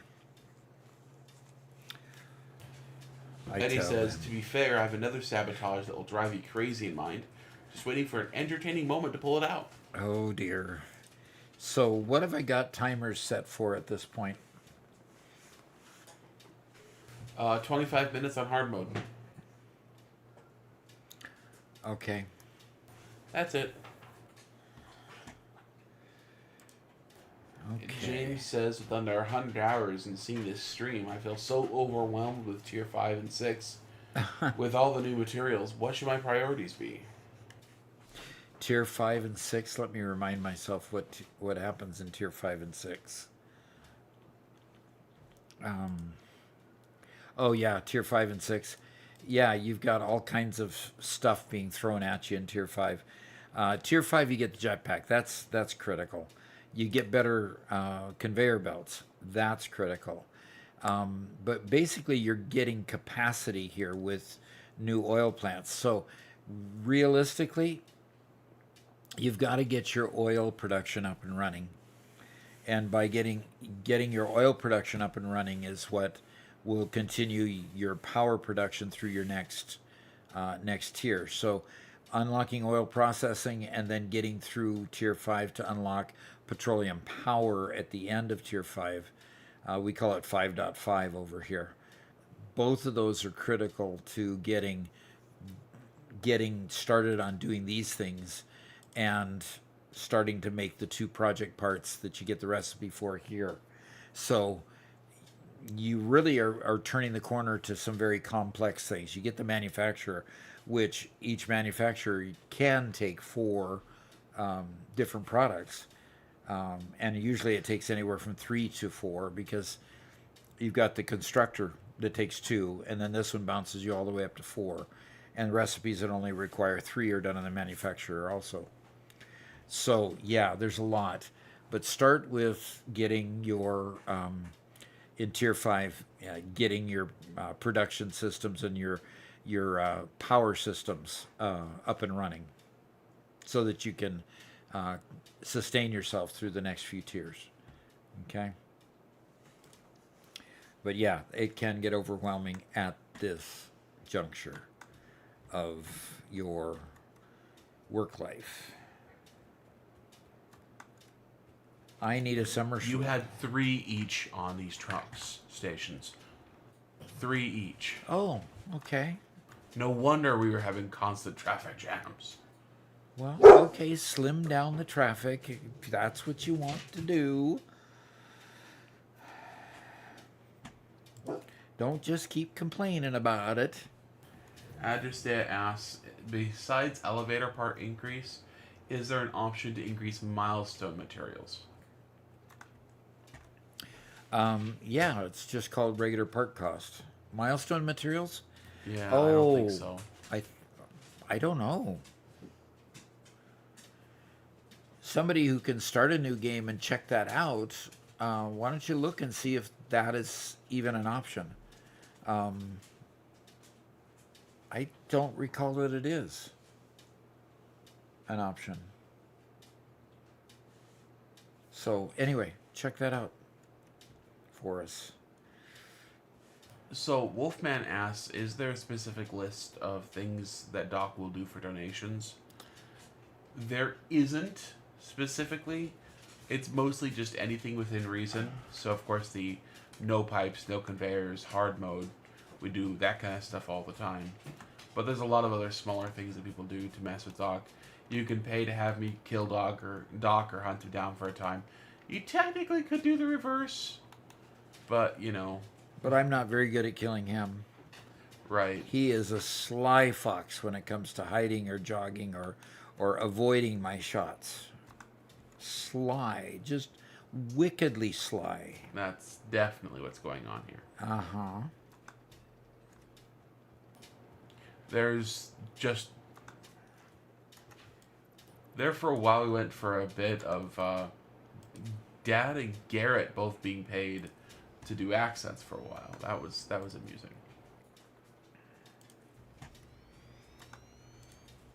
And Ruben asks, in your previous playthrough, do you use manufacturer blueprints? I have created a manufacturer blueprint, yes. You can do one that's 2 stories high with a Mark III, and you can get fit 4 manufacturers in 2 stories and have the input feed. It tends to be quite compact because your inputs, I mean, there's 4 inputs potentially for a lot of things, and getting those 4 inputs organized in 2 stories is more than just a little challenging. but it is doable. So, yes, I have done that before, um, but not recently. No, not recently. What does he mean by not recently? Well, not within the last couple playthroughs, that's for sure. Wolfman asks, is there anything positive for Doc when doing donations? You're so kind, but Yes, you can invent anything positive. That would be totally fine. only thing specific that I know of is letting him eat another Butterfinger. But Letting me eat another Butterfinger. Okay.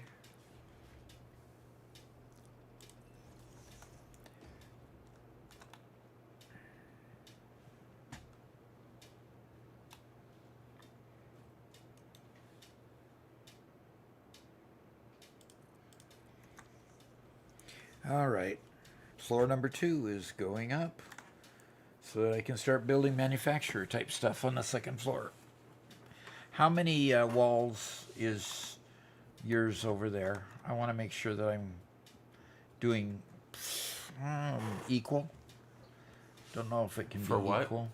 For the second floor. How high is your second floor? oh gosh, I'm going to go look. You don't have to go look for me. Okay. Or remember, I'm just going to go look.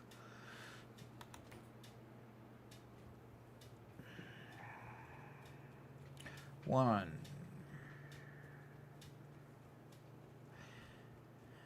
And how high is your logistics floor? I need to go look at that as well. it's just one. It's just one?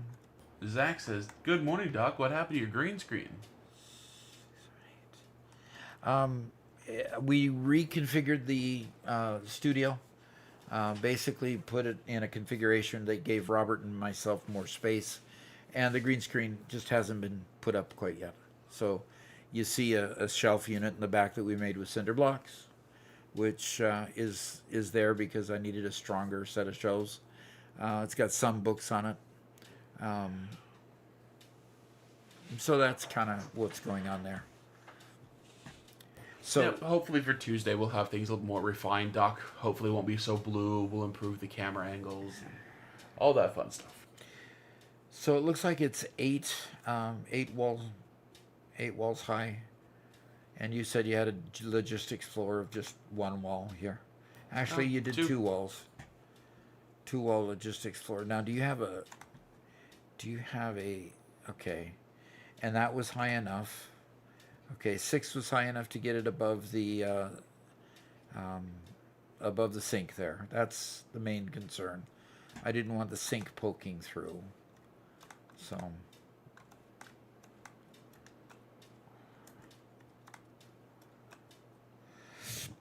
and yeah, I got it high enough that the sink is not coming through. So good.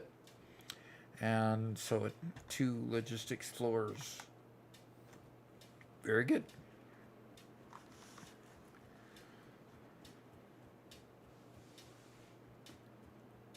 And do we have a silica production anywhere? I don't know. And I think you were doing silica production out where you brought in the quartz, but I don't think it's going into the depot, and it's about time it went into the depot because we're going to start making glass windows.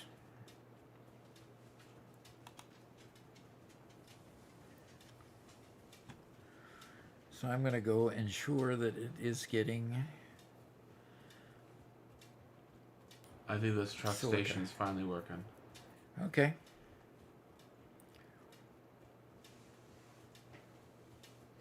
Zach says, "Robert, I don't hear you twice. Did you have a long conversation with your PC?"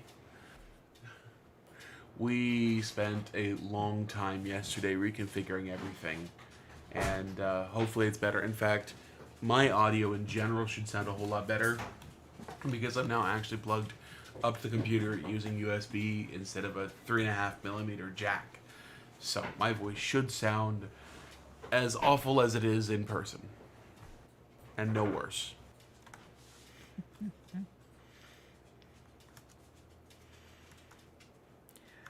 Okay.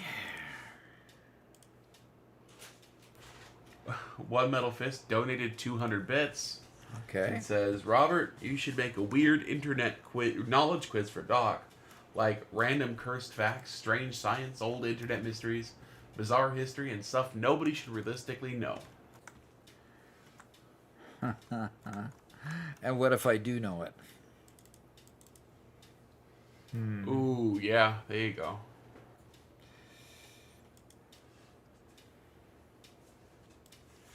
I think that sounds like fun. Okay. And Zach says that, yeah, my voice does sound better. So- That's good. So, Robert, What's up? beams are now totally full in the truck stop. That's awesome. No, it's not because, yeah. You might need to put another truck for beams because you've got the need to transmit more beams. Although supposedly the truck stopped and left and did not reduce the number of beams. Yes, because Beams. up till 5 seconds ago, I had this set to load instead of unload, so I'm still working things out. Oh, okay. Like the pipe station here is completely chock full. Okay. You know, like on the unload on the side over here, like everything's filling up way faster than we're using it, and yeah. Okay. As long as we're using it faster than what we can get it there, that's, as long as the truck stations are filling up and not using all that are in the truck stations, we're good. Yeah. Address says, I checked the notes on experimental. There's no increased milestone costs. Kind of makes me sad. That would force me to build real solid factories. Uh-huh. Yeah, that would. Catman asks, when do you think 1.2 will officially launch? When Coffee Stain finally feels comfortable that it is Cop in a out. good, stable condition. Cop out. I'm sorry, but, yeah. They mentioned that all features from 1.2 that they're going to put on experimental are on experimental. So, Yeah, fact- and then they said in the last video that there might be a surprise coming too. they inferred a surprise, yes, at least. Yep, they sure did. So, that's very much like them to say things like that. Yeah. And it might just be an advertising play. Get more people to buy it. Yeah, but they delivered with 1.0 and 1.1, so. Yeah, they did. And the initial release of features was kind of disappointing in 1.2. So,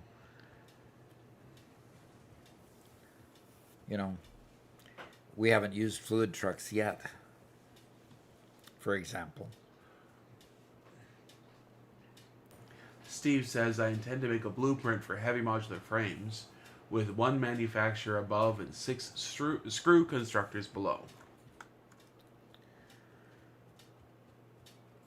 Okay. I'm trying to think through that one. Maybe you need to repeat that one too. Okay, I came to the same conclusion that 6 was good for the roof.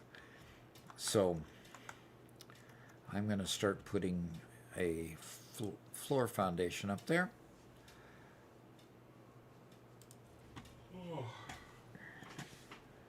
He said he's going to make a blueprint for heavy modular frames Uh-huh. that has one manufacturer on the top floor and 6 screw constructors on the bottom floor. Okay. So I guess he'd be making the modular frames, the steel pipes, and the encased industrial beams out somewhere else and bringing those in and making the screws on site. Okay. Which makes sense. It does make sense because to transport screws, you can transport rods a whole lot better than screws because rods go like 1 to 6 or something like that. 1 rod for every 6 screw buckets.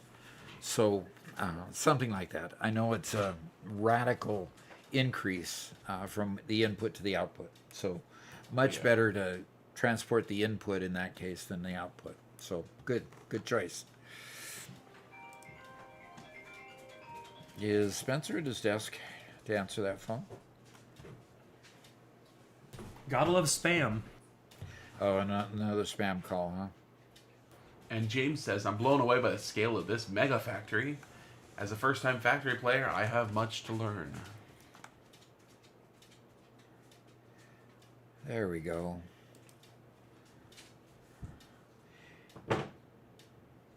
Yeah, and so do I. I have to tell you, even after 3,500 hours, I'm still, having fun learning things. So,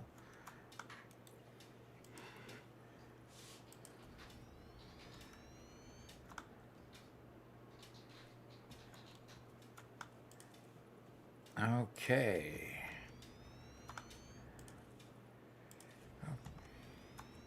I need to make 4 factories, and the objective of beginning to put a second floor over here is so that I can start building factories for the modular engine and the adaptive control unit. Those are milestone items that we need to pump into the space elevator. So I will be focusing on those 2.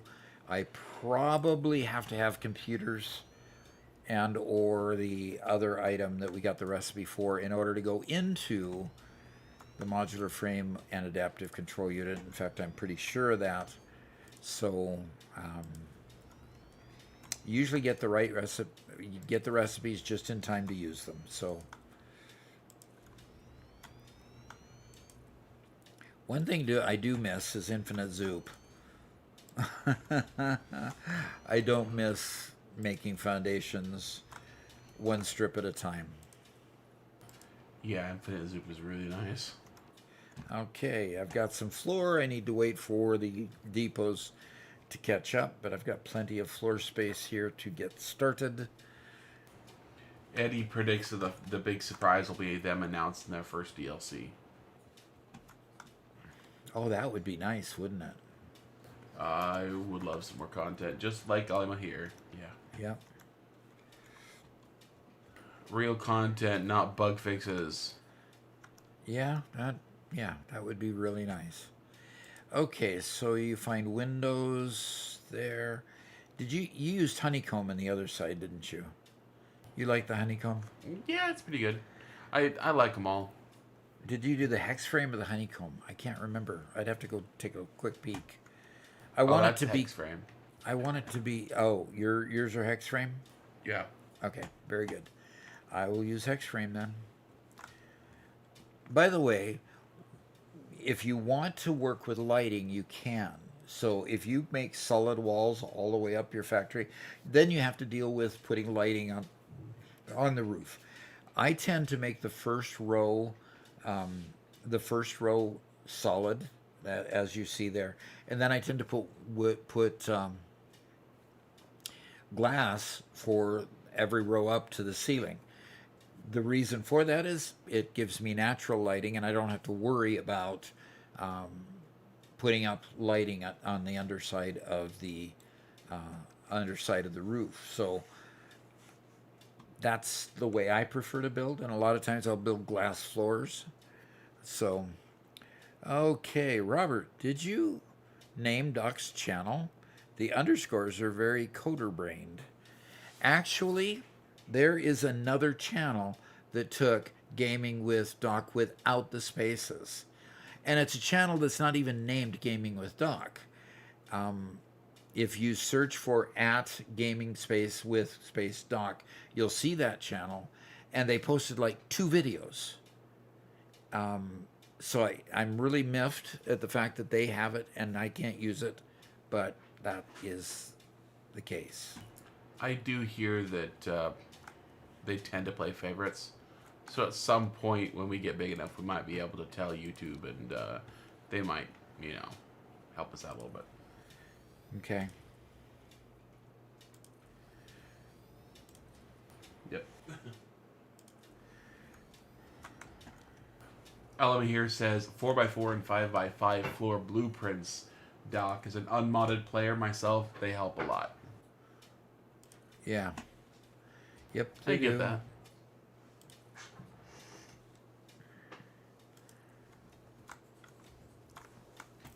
Okay. So that's how I tend to build the factory. Factory walls, just like Robert did over the other side. I'll go ahead and delete these now.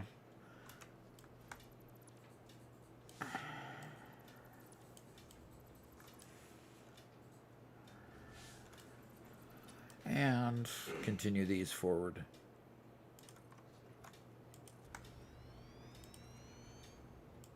Eddie Ember says, I like the hyphens. The underscores? Yeah. Yeah. Bacon says, and what happens if you ever retire from YouTube? Will you change it to Gamed with Doc? No, that's kind of Robert's inheritance. I guess I have to get my doctorate. No, you just have to explain every time that Gaming with Doc was your dad. And you're carrying on his legacy by continuing making videos on the same channel. Something There like you that. go. Okay, so you told me about QuickWire that it didn't seem to actually have anything picking it up. Right. I eventually I did put a sync on it with a smart splitter.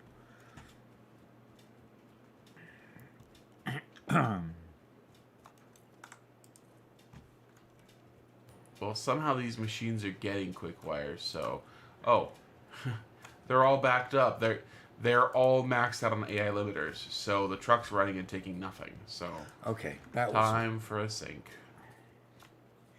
I did put a... Oh, you're talking about sync on the AI limiter? Oh, yeah. Yeah, okay. You put a double industrial storage. Yes, because we need a place to go pick the stuff up. 2 industrial storage containers. 2 Where did I put 2? on the AI limiter line. I didn't make the AI limiter line. You put the storage on them. You're saying I did because you didn't? Because you think you didn't? Exactly. I don't do that.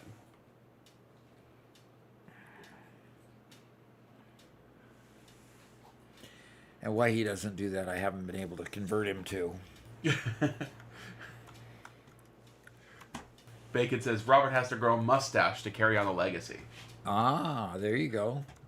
Andrew says, or you could just tell us that DOC stands for Domesticated Operating Cyborg. Oh. I'm not sure about the domesticated part, though. Okay, that's the part you object to. And Alama here says, gaming with Doc's son. There you go. That would work, too. Okay. I have my nice stairway going down the next floor. I can start building. Okay. I'm pretty sure. Let's go check and see what adaptive control units and modular engines. I need to make heavy modular frames as well. Okay, here's where those smart plate comes into play along with the rubber. So I'm going to need that rubber, Robert. Getting that rubber brought in. So if you've got those your issues with the trucks done, you can start building a road out to my rubber manufacturing place. Okay. I'm still working on the QuickWire. Okay. And then the heavy modular frame just needs everything that I need down there. So let's look and see what the adaptive control unit takes. Zach has a solution. He says it's demonic, not domesticated. Ah. Yeah, okay. There we go. I need to do circuit boards, so I need the plastic as well, Robert. So I need both the plastic and the rubber in order to make the other thing, the things that I need. Could you try turning off the swing? Or is that off? Did. Oh, so it's perpetually pointing down on me. Yeah, I don't know how to turn. I think we have to manually push it up, unfortunately. Okay. Do I need to turn up the heat a little bit? Yeah, let's turn it up just a bit. We can also turn off the fan. Yeah, we can. Let's try that first.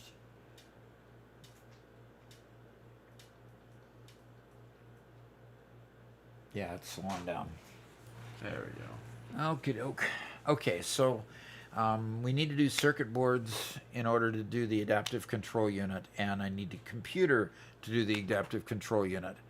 And I believe for a computer I need a circuit board. So I need to start on the circuit board line first then. So I will build it, and I'll just need... first, could you prioritize plastic first then, Robert? I'm not prioritizing nothing. Now, remember your employment contract. I'm working on fixing concrete because you stole all the concrete for some other stinking line, and now there's no concrete left over. Robert, be calm. Yes. Be calm.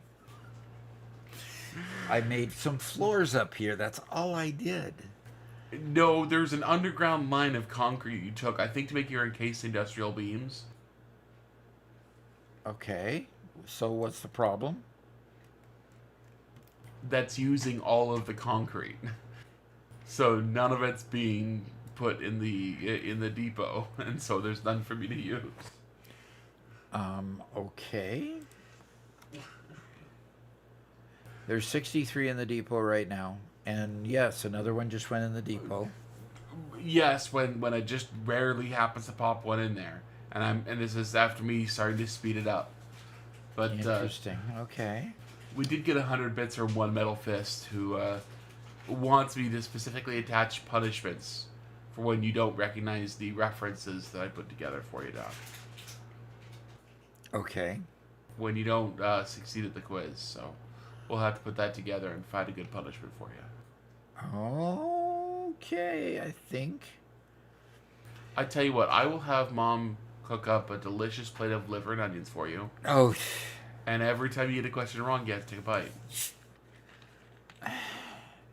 okay. No, not okay.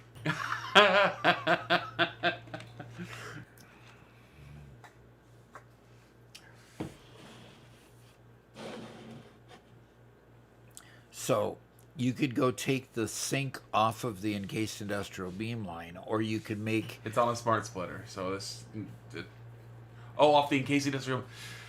So you're stealing my concrete and sinking it? You could make sure that there's a smart splitter on it before it goes there. Yes, you could make sure. But yeah, it's probably being sunk.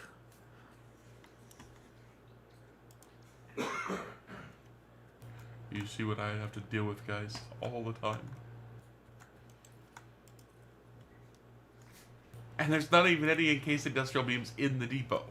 What is going on here? I don't know why that would be the case. Probably because I didn't have enough Mercer fears.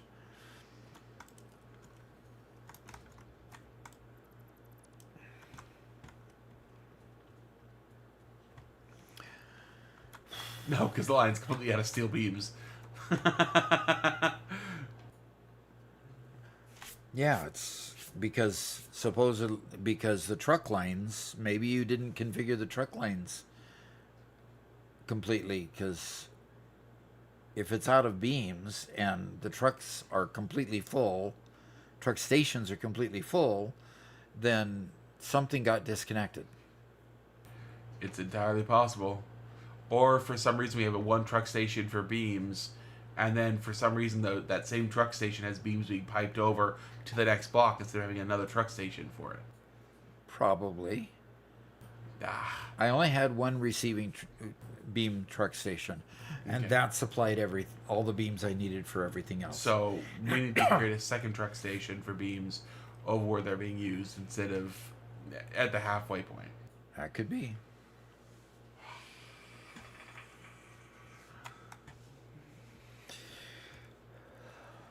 Robert's over there hyperventilating. All right, I need to make reinforced heavy modular frames first. Eddie would like you to check something for him. He would, huh? Can you check the price of the golden nut? I have reason to believe that half price parts also means half price nuts. Really? I'm just going to go straight over here then. And while you're checking that, we have a technical question from James. Okay. James asks, what encompasses the first floor for this factory in terms of outputs? Do you organize your floors based on phases, like the first floor for materials to phase 2 parts, second floor for materials for phase 4? No. Basically, what ends up happening is when I get to the point where I need larger machines, I'll start making a second floor. Like when I get to the manufacturer, for example, I usually end up starting to put that on a second floor, because a lot of these machines down here are just small machines. They don't take up much space. The tallest thing you put here is the sink. So a lot of times I'll just tend to build up only when I get the more complex machines. I really don't want to put, for example, later on you get a particle accelerator, and those particle accelerators are incredibly tall. I'll put them on a second floor, but I won't mix them up with these really short machines because I want to build roofs over the short machines. But I'll put those others on a second floor and build a very tall second floor. And that's the way I'll deal with things like that. So no, I don't separate it by phases, nothing like that.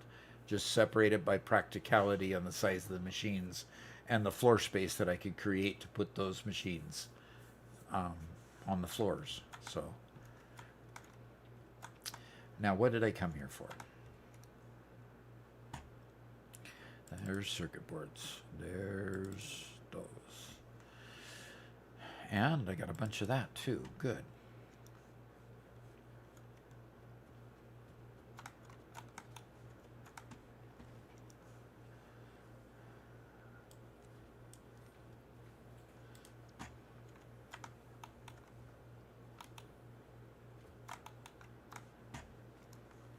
And I'm just going to throw those in Death there. Switch sent a message saying, "Hey Doc, I bait 1.2 with 100 times elevated parts, double part cost, 5x power consumption, and all impure and randomized." And you are going to see a psychiatrist when? After you play for 5 minutes or 20 minutes or 2 hours and you realize you're not getting anywhere?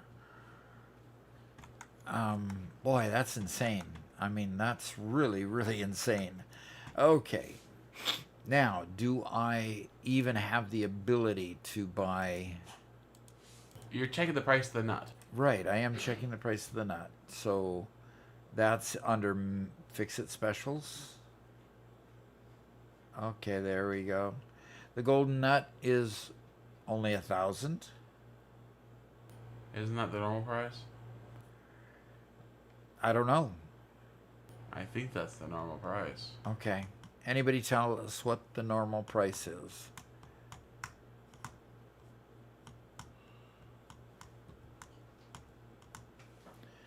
Okay, because right now... What's the problem? We got 75 coupons. Got the problem. What's the problem, Robert? Trucks are just piled up behind each other. Yeah, see, you just need to learn how to manage trucks.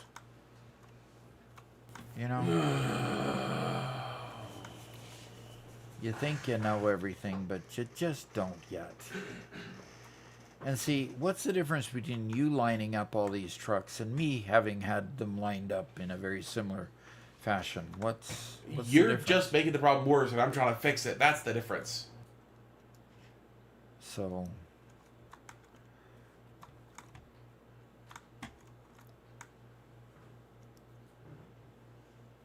I see no reason why that one isn't moving. Okay. I don't either. So what I had to do in this situation is I had to get into it, drive it for a little bit, take it off of auto driving, drive it for a little bit, and put it back on auto driving. Yeah, exactly. That's what I've been doing. It goes. And it might be that they're just not spaced out far enough yet. And it just takes a little bit of time. So is it going now?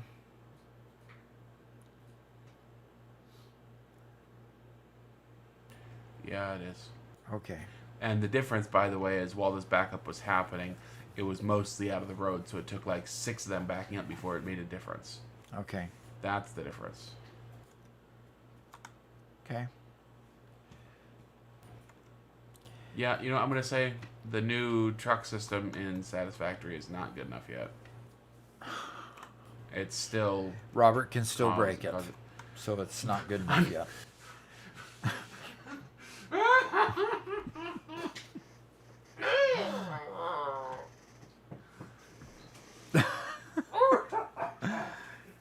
He's over there. He's over there crying. I did notice that you made one of the trucks a custom color. That's pretty neat. You understand my frustrations, don't you? Yeah. He's over there petting the dog and telling his troubles to the dog.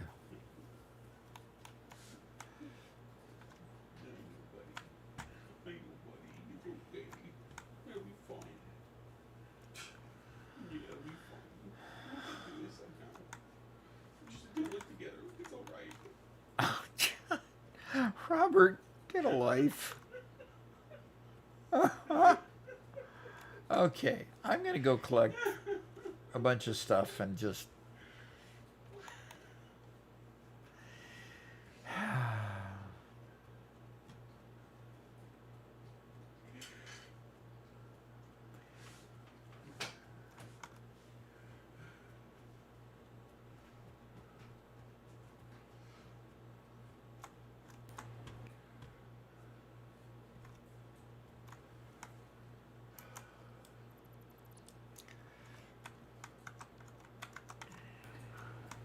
I will remind you, Doc, that you're the one who made the truck station with so many stations here. I just tried to reposition them so they weren't as bad. Okay? Did it succeed? They are not as bad as they were. Yes, I've succeeded in making them not as bad. You've succeeded in making them not as bad. Since when did your contract say that you could do kind of halfway and be successful? I mean, it's not as bad. They should be perfect if you're going to take credit for it. Doc, you are walking on thin ice. I walked on thin ice my entire career by talking like that. Excuse me. Oh. Okay, down, off. See, now he commiserated with the dogs. Now he's kicking them off. Gee. Those dogs are so confused.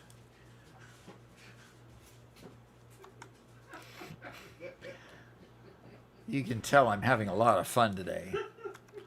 Don't worry. When they leave Robert, they come to me because they just still don't get human emotion at all. Yeah, that would be a true statement. They do not get human emotion. Like, what are these humans doing? What's going on, Dad? I don't understand. Yes, exactly. What? Root, you are absolutely correct. It's an issue with how close together the truck stations are. You're absolutely right. That is the root of the issue. No. No? Why not? That was just... no. It was factually correct. It was a bad pun.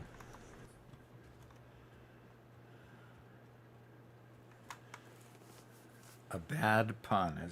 Are you trying to say it was punny? Yes. It definitely was not.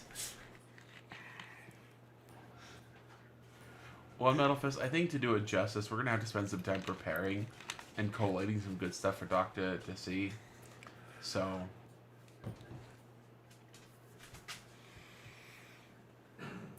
just doing it immediately off the cuff, I don't think would be as fun as if we prepped a little bit. The person with the long name says Ada would say that it's an implementation problem and not a feature problem.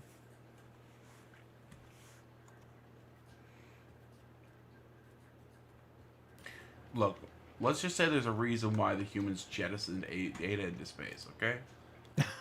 Oh, gee.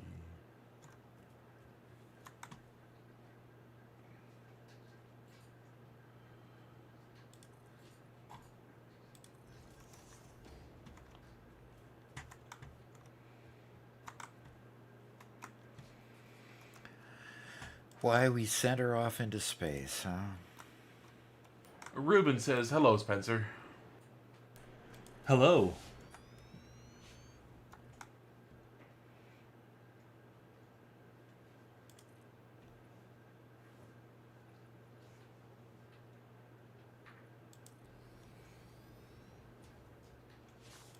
Does anybody know if black magic works in 1.2?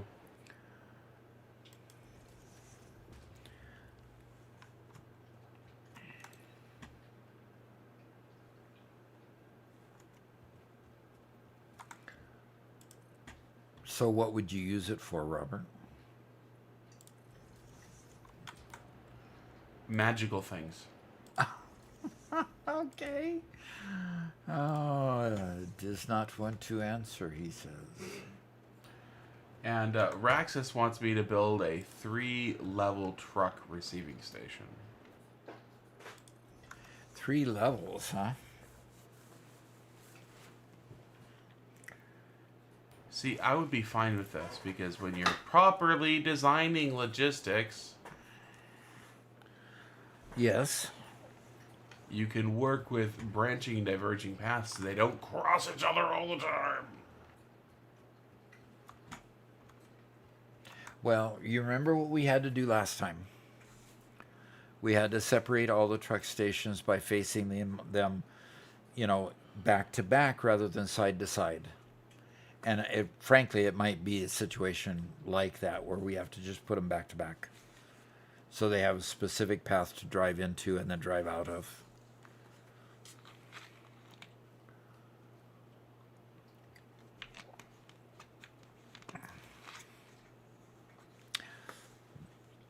Alahamir is asking, black magic? What's that?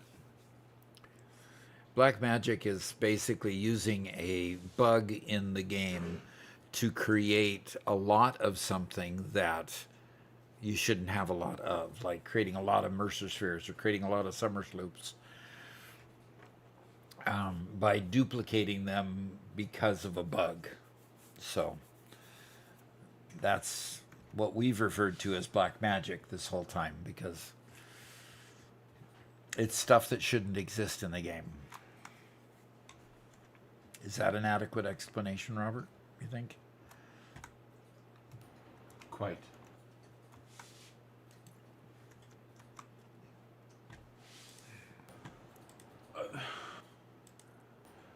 By the way, Zach donated 10 bits. Quite frustrated at your clipping. Frustrated at my clipping? What am I clipping? It was a minute ago, so I don't know what you're working on back there. Well, the only thing I clipped is I deliberately clipped a foundation into another foundation to make a half foundation, which I don't have available to me yet. So Real Nate wants to know how you do something like that. Speaking of the clipping? black magic. Oh. See, now if we were to teach that on our channel, that would be just a violation of trust, wouldn't it? I don't know. Oh, let's see. Actually, Mega B Bakeman has a comment on that subject. He says, I haven't tested anything on 1.2, waiting for it to come out. Just continue my main save till it's ready. No doubt there will be fun 1.2 jank. Ask Doug if he pops in. He might have the answer for this black magic in 1.2. Okay. In 1.1, the black magic had to do with using a blueprinter and putting a vehicle on a blueprinter that has an item in its inventory. And you have to do some special stuff, but that's generally where it comes from, is you put a vehicle on a blueprinter, save the blueprint with a vehicle, with an inventory, with an item in it. And then you could dismantle the vehicle and reload the blueprint and it doesn't cost you that item to reload the blueprint, but you have to dismantle and get it back. So. Yeah. Which is way cool. Oh, and Alma here references, yeah, the thing you used when you made all those Christmas stars. Yes. Yep. Raxus, no! No! Know what? He donated 30 bits and says, delete Robert's truck stations and put him in the corner for timeout. Put him in the corner for timeout? I'm the only one making progress today. Oh, you are, huh? Man, go slap him. He's the only one making progress. Whew, hooey. Make it sound like you're the only one doing any work. We'll have to call the APA if you go slap him, though. And the APA is the... Animatronic Protection Agency. Oh, God.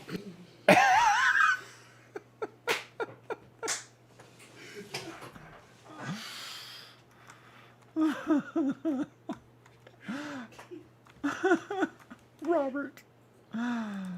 Oh. Is he dead?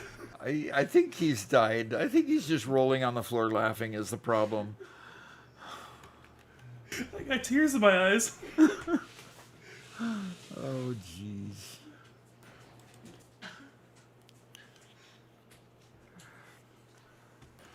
One Metal Fist says, Robert, I think Ada would turn you into tickets for not working hard enough. Look at what happened to previous employees in Satisfactory. Their traces were never found again. Everything in the game fed into the machines for everything from the game gets fed into machines for coupons anyway.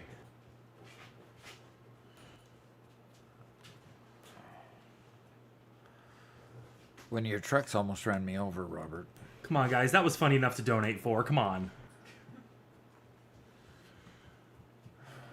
Oh, gosh. Avox asks, are you playing with power multipliers and or cost multipliers, or just the 100x challenge? Well, we are playing with those other multipliers, but we're cutting them by half. It's 0.5 is the multiplier for power and 0.5 for regular part costs. So those two are, and that's the smart plating that I'm going to need soon. And where's my concrete? We've got concrete being made somewhere over here. Is that it over here?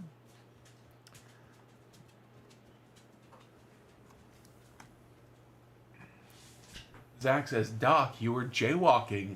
Use the crosswalks that Robert definitely built. Yeah. He sure definitely built crosswalks. That makes a whole lot of sense. Okay. Raxus would like to know if that resource multiplier works on fuel consumption in the trucks. No, I don't think so.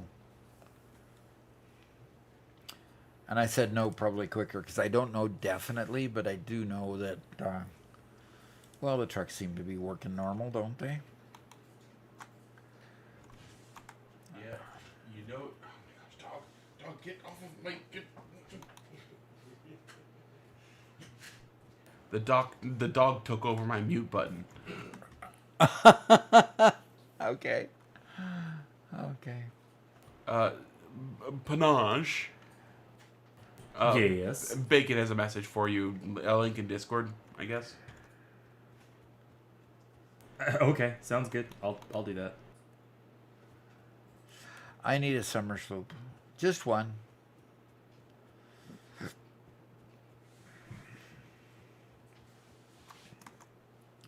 Plenty of those. I need beams, I need pipes, and I need motors.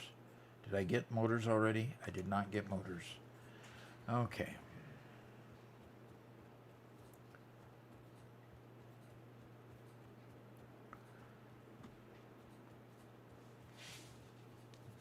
One Metal Fist says, I don't understand why there are no traffic lights in the game.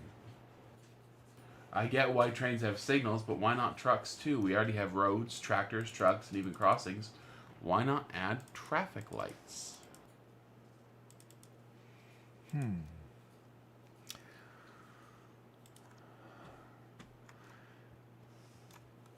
I guess I wouldn't mind traffic lights as an aesthetic, but gosh, can you imagine having to put traffic lights at every intersection so that you could run your trucks?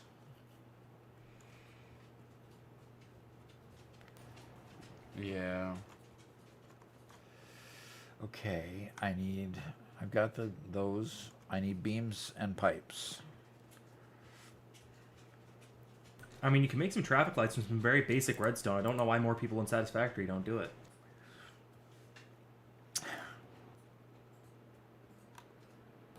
Zach asks, Robert, do you remember me from Tuesday? Yeah, I remember you being here. Yep.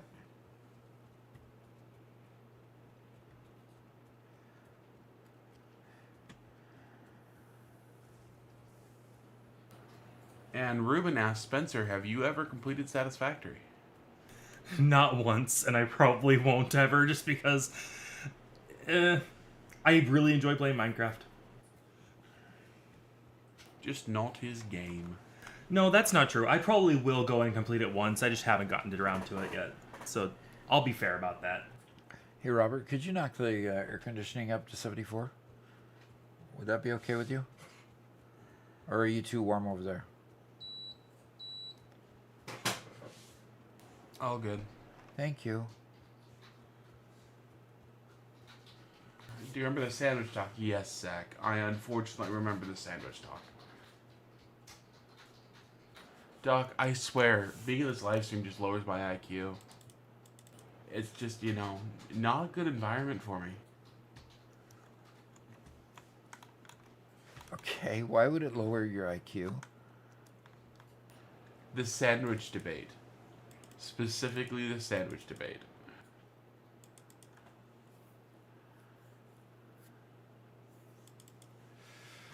Okay. I'm in the dark here. What is the sandwich debate? No. Nope. Nope.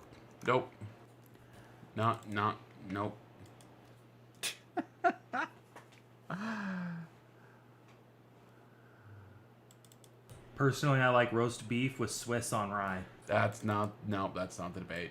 That's a perfectly respectable opinion, and I have no problem with that, but that's not the debate. Well, I'm just throwing my 2 cents in there, just throwing my jabs. Sure.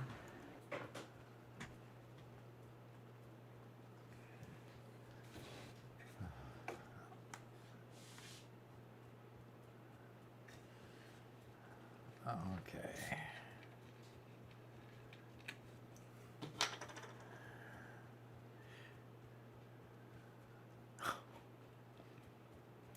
Well, the vehicles don't generally crash into each other anymore. So, when Metal Fist is saying, have trains, have traffic signals so they don't run into each other, there's already automatically built into them the avoidance information.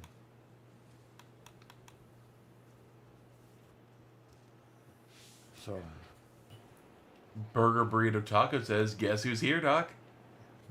burger, burrito, taco, maybe? There you go. Rick Astley? Nope. We are not starting that again. Nope. All righty. I agree. A hot dog is a sandwich. Nope. We're not Just going there. like a hamburger is a sandwich. Nope. And a pizza. I struggle with the idea, but a pizza is definitely a pie.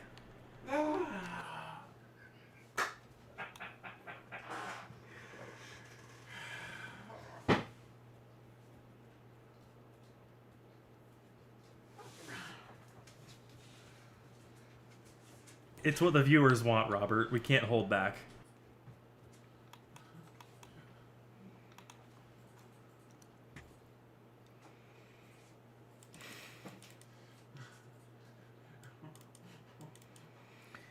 He's whimpering over there.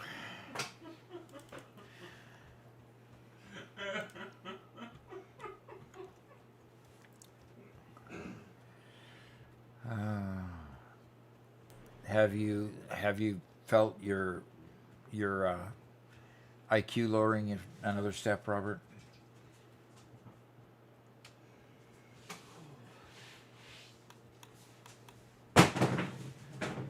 What was that?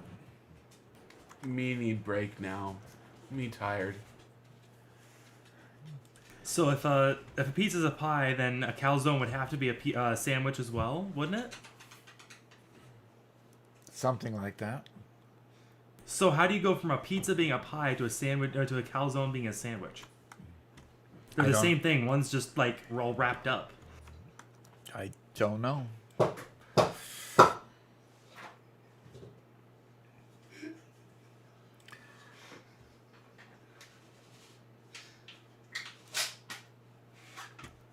I'm just giving the people what they want, Robert.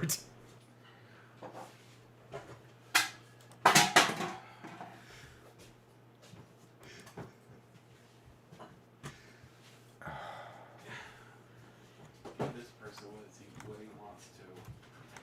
This person? Trying to get the strawberry out of there. Sure. After everything I put you through today, I think I can get you a strawberry. There's like no Mountain Dew in here. It should be the strawberry. Oh, strawberry, not mountain, not monster. Gotcha. Yeah, I've already had monster today. Are you having fun? Oh yeah. Good. I need another summer sloop though. I want to finish processing all my alien DNA into capsules so we can sync them and get lots of coupons. Summer Soup would be nice for that. Be helpful. Yes, I need one more is all. I've got 4 for the others, and I figured I only needed 4 because there were only 4 types of alien remains, But and then I that's the extra forgot step. the extra step of creating the capsules. Robert's fine, just needed to get up and walk around and grab a drink. He needed to walk it off. A calzone is a burrito. I don't know. A burrito is a very specific, has a specific definition. A sandwich is pretty much anything with two slices of bread, whereas a pie is anything baked into a crust. But then if you go to a calzone, I mean, a burrito is pretty much anything put into a tortilla. So I don't know.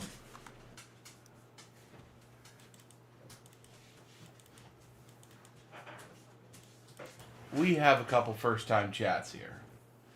I see what First- you're saying, one middle fist. Relief. First is from GabKit, who donated 100 bits. Thank you very Okay. much. Thank you. Silly question, but when should I start a new run on 1.2? Just had my first run on 1.1 up to phase 4. So, or general, when should I just switch versions? If you're in phase 4 and you've dealt with trucks at all or trains, I would flip over so you get experience with some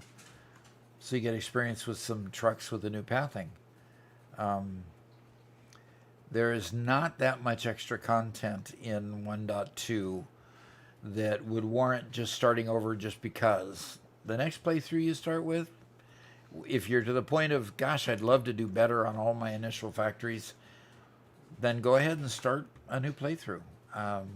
That's an excellent time, is when you get to the point of saying, I know I can do better than this, and you get frustrated, you start over. So, if that's your situation and you're ready to start a new playthrough, definitely go to 1.2. Cool. Jeffrey Pesos also has a first-time chat, but we're not going to read it because it's contributing to the sandwich debate. Italian burrito. Who let Spencer have access to chat? This is not an improvement. I love OBS.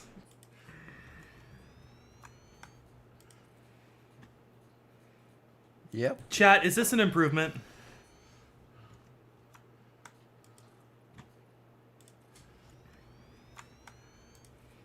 So, Paul Spangle, yeah, that's actually the beginning that we started with on Tuesday. And that was like the hour-long conversation on Tuesday.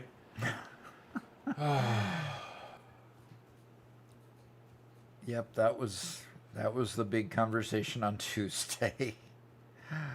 Too funny.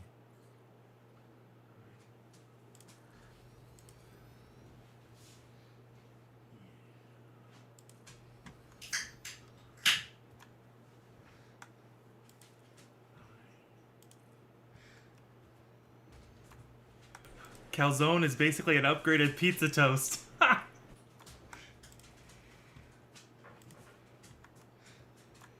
Upgraded pizza toast? Yeah. I don't know about the pizza toast. Oh, don't start defying chat now, Doc. Oh, can't do that, huh? Nope, not allowed.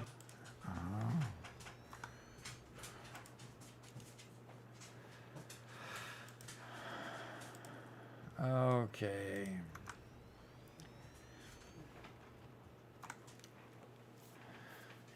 All right, for heavy modular frames.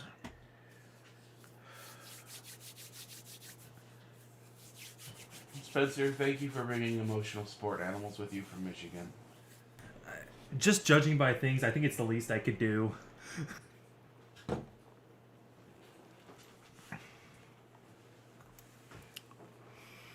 Ah, Remdog. I love pizza, pineapple on pizza.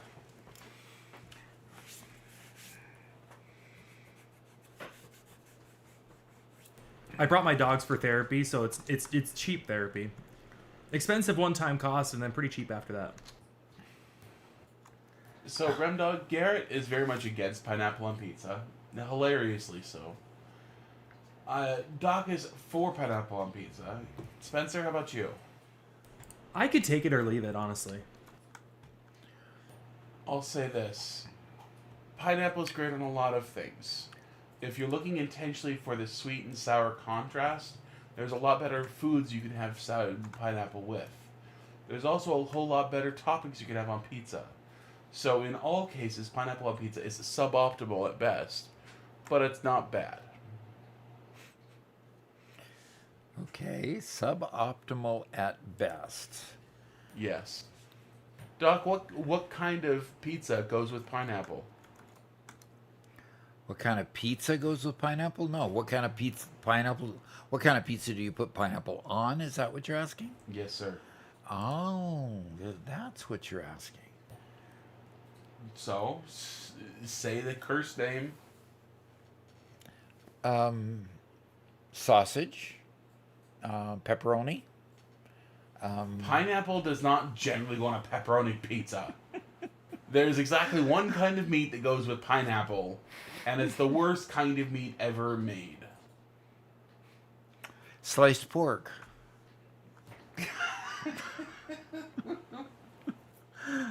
I'm avoiding it, aren't I? Oh. Canadian bacon is the most tasteless, formless, boring way you could ever possibly cook a pig. And I'm very much pro pig cooking. Okay. Pro pig cooking. Interesting. As far as dogs being cheap, the initial investment is pretty high, and then yes, if I took them to the vet, it would be pricey. I have not had to take them to a vet since I got them though, and they don't need it. They have been very healthy. I've been very lucky with how healthy they've been, and part of that is choosing a proper breeder to get them from.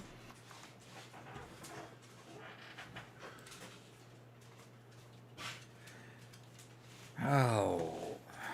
I get to use my screw manufacturing, Robert. Cool. I'll be grateful for my screw manufacturing now. Both Adristea and Burger Burrito Taco are highly disappointed in you and your like of pineapple on pizza. Have to say I'm just, sorry that they feel that way.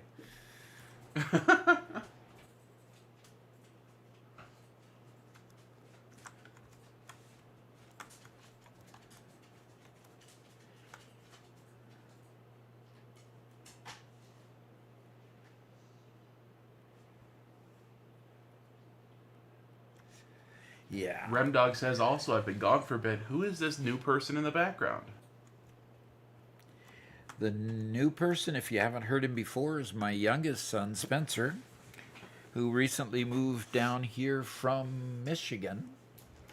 And we're going to go back and get one more load of his stuff actually tomorrow. I'm going to take off and head up there and pick a bunch of stuff up Saturday, bring it back. So yeah, he's moving on down here, and yeah, we're just glad to have him. Yep, happy to be here.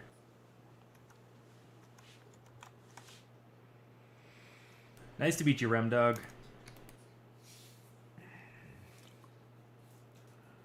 I really would like to put.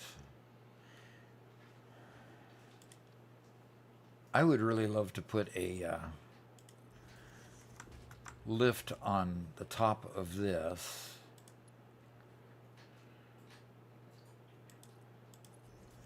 And put a splitter on top of this.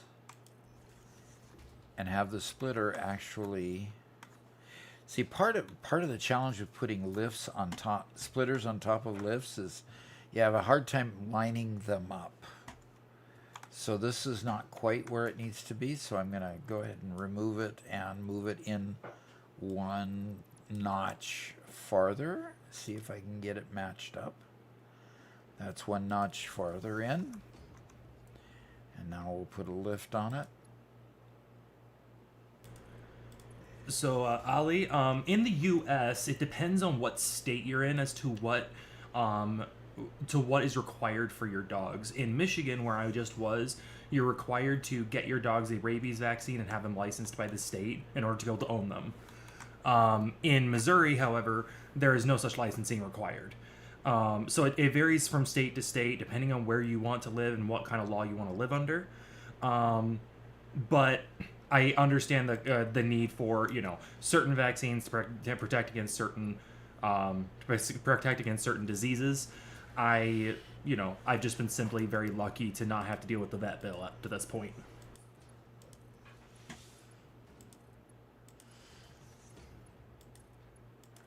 And it's amazing every time I go to the vet how much cheaper it is for them to do a veterinary procedure than it is for them to do a procedure on a human. Yeah, next time I'll just go to the vet when I need my knee replaced. There you go. That would be nice if they did that. And charged what their usual fee is for the same amount of time with an animal. So, the reason why I did this here is because when I bring in screws are consumed by these things at the rate of 120 per minute, which is horrendous, and it means that I can only feed at this point with Mark IV belts that do 480. I can only feed 4 machines, but I want to make more machines than 40 because I want to make more modular heavy modular frames than a paltry 8 per minute. So I will go ahead and put lines of, I will put screw lines in and feed 4 machines with screws, but I will be able to do so by putting a lift under the floor into this one, and then I can put another set of machines here, meaning another 4, and I can do the same once again right beside these. And I will once again put another porthole in there, another lift in there, and then another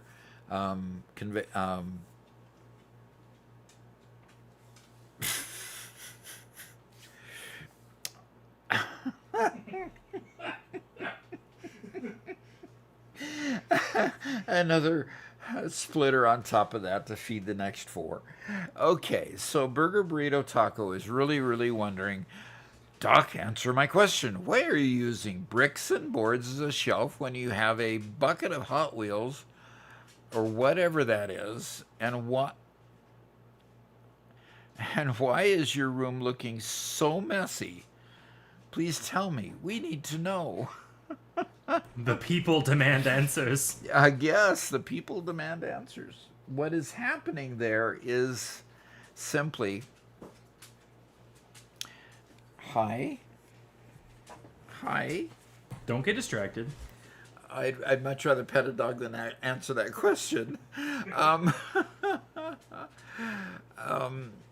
it's so messy back there, and we don't have a green screen because we just rearranged the space, and we just didn't get completely done rearranging the space before the live stream this morning. I promised you we'll clean it up and not have the mess on the floor. I will still have my brick bookcase because I have some electronics there that need more space than what a regular shelf will do. So you are lovely dogs. You really are. Anyway, that's why it is that way, and I stick to it. My father did help with my broken finger. Is your father a veterinarian? Okay, doggies, time to go. Go, go, go. There we go. Okay. Oh, I guess my puppies. Yes, you got your puppies back. You smell like Robert. Well, Robert probably smells like dog. So what's the point? They're just trading at this point. Oh, Robert is still there. Okay. Yeah, he's just being really quiet because you've insulted him so bad this morning that, What? you know. What? I can't reach my foot pedal right now because of the dogs, so... You'll just keep screaming, what? I just woke up this morning and chose war. Chose war over peace? Apparently, just judging by my actions.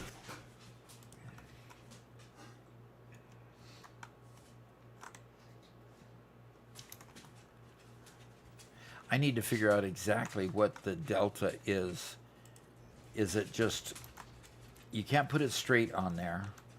Is the delta just one click off of center there, and then you put the lift on it, and so that's one click. I'm trying one click.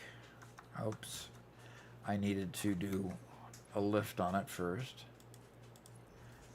And then let's see. Put a splitter on it. Yes, the delta is one click. Okay. So when putting a lift on a floor on a floor hole, you need it to be one click off center going to the machines you want to feed in order to feed it up from below. Very good. And then I can easily put a splitter right directly between these two. And then put a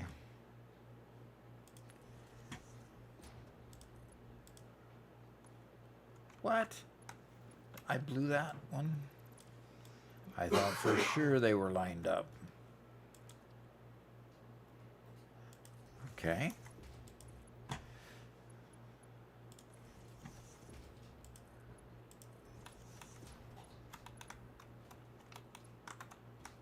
And they're there. Very good. So I've got 2 rows of machines. I've got 2 sets of machines. So I will have a conveyor, a manifold of 8 total machines, 4 on each side. And will that be enough? That will give me 8 times 2 is only 16. Now, what do I have for the other? The next highest usage is the steel pipe. But I could have 6 different sets of 4 before I end up needing a double line for steel pipe. So I think I'm in good shape. I'm in good shape. I could extend this line quite a bit. And the reason why I'm being so anal about getting a good, robust, heavy modular frame line is simply that the heavy modular frames are used for so many things that I want a good, strong heavy modular frame line here. So I'm going to keep building this out 6 times 4, 24 machines, 12 on each side. So this needs to go 6 more long. and I've only got that much more floor space, so I'm going to have to watch myself and see how far I can extend this out. But I'm going to keep on extending until I get to the end of my floor space over here and then go from there.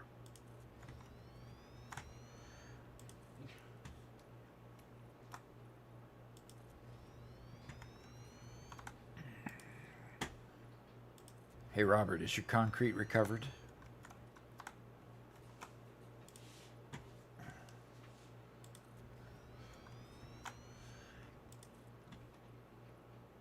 Is Robert died over there?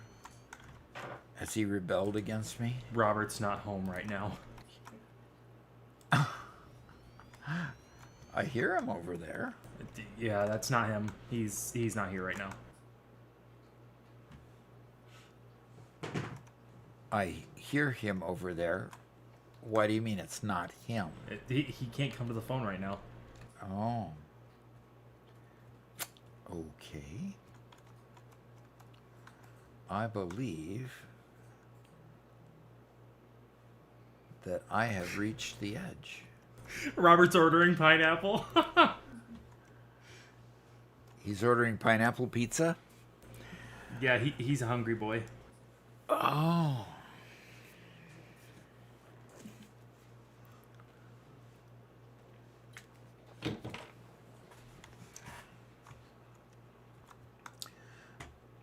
Okay, so I have reached the edge here. This is as far as I can go, so I'm going to go ahead and... Wait a minute. Hey, Robert, are we going to build over the roads for the top floor? Or are we going to stop and make it look like a city with skyscrapers? City with skyscrapers for sure. Okay.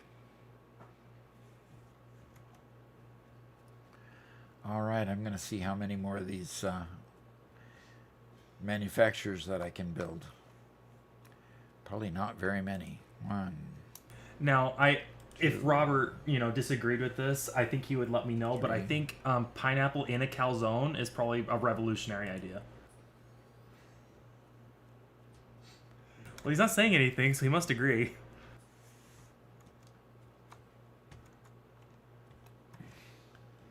I don't think silence in this case is agreement. So I think we better maybe back off on the idea that it's agreement. He's not saying anything against it, so he must be okay with it. Like, I don't see a problem here. Okay. On the other hand, Burger Burrito Taco really needs Robert, and well, he's not available right now, so he'll be back in a little bit. And for now, you got me. I have a similar haircut. If I didn't cut my hair, we're similar heights, except he hunches a little bit, so I'm a little bit taller.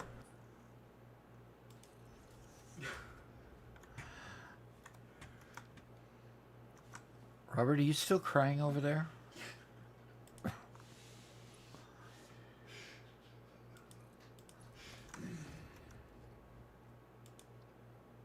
Who am I? I'm Robert's, and Robert would say something if he disagreed, but much more attractive younger brother.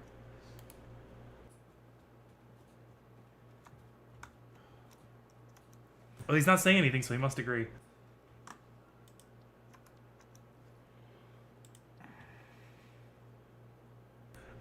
I don't know. I mean, that's debatable. It depends on if you catch Robert on a good day. What do you have to catch him on a good day for? For being funny, for me, whether I'm funny or as funny or funnier than him. Ah.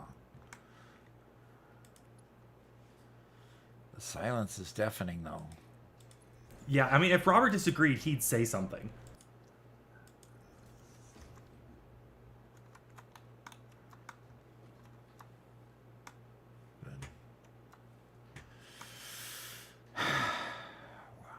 Well.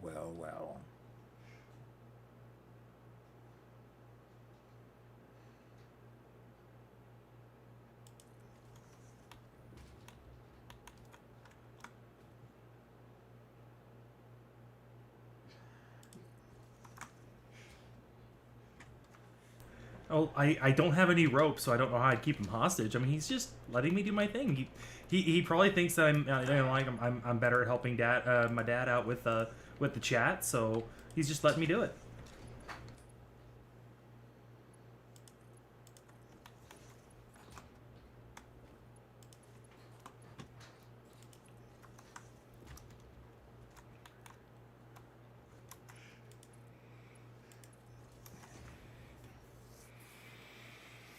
I get the feeling that he might be planning something over there. Oh, he wouldn't be planning anything. He'd tell us if he was planning something. Emotional damage! Yep, hostage with emotional damage, that's it. Well, Battlefield Boys is expressing an issue that I've seen a problem with others. Saying his ADHD won't let him get past, phase 4. The idea that you can't concentrate enough to get things done. If that is really a problem, then possibly you want to vary your activities. So that you don't have to concentrate on one thing for so long. That might help. Might help also to try to build smaller chunks of your factory at a time. That might help. Factories don't have to be particularly large. They don't have to be particularly large. You can build smaller factories in pieces around the map rather than building a mega factory. So,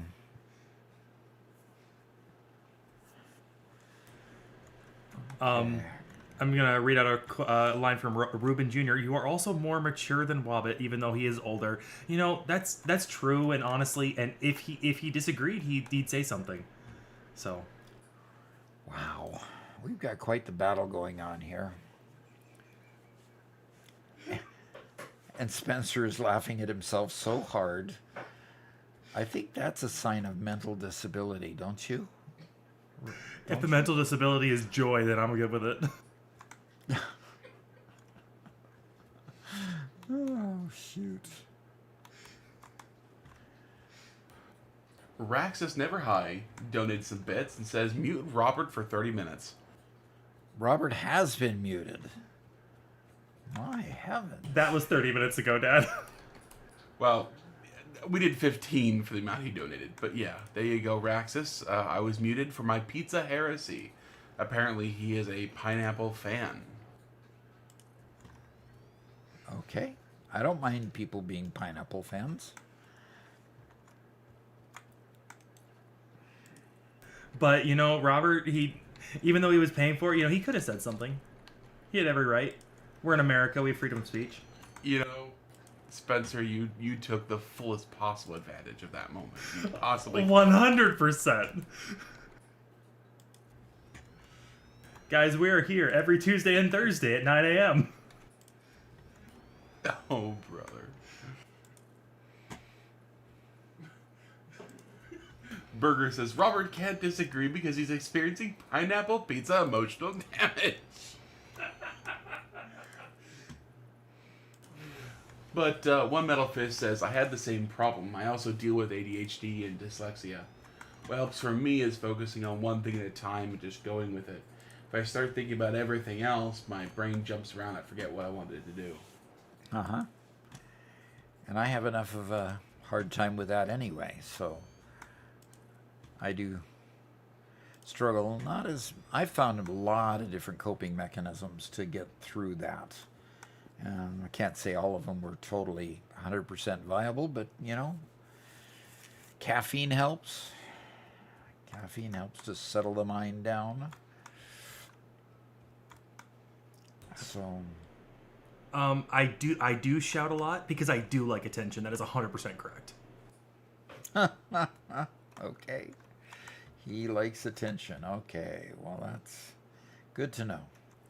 All right. I've got two 2 conveyor wall here. And I'm wondering if I put that here and hold down control. Yes, it does work. And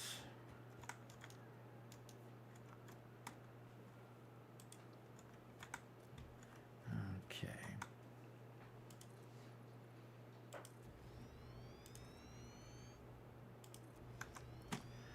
Okay. That will service this one and that port. The next port is right here. So I'm going to put a 2 conveyor wall. I'm going to actually put it.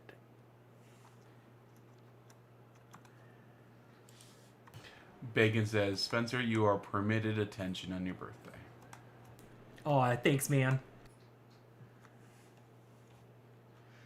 Very good. There we got that one in. I will be a little more quiet now that Robert's back. I was just trying to fill the gap. Yeah. Because, man, that guy can talk a lot.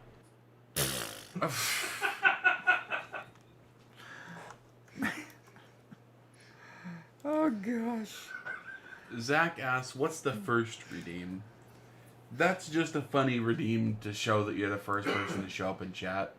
There for a while, people would get in there and a bunch of different people would spam first. And that's just whoever gets that redeem is the one who's actually first.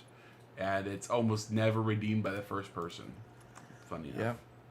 Funny enough, that's the case.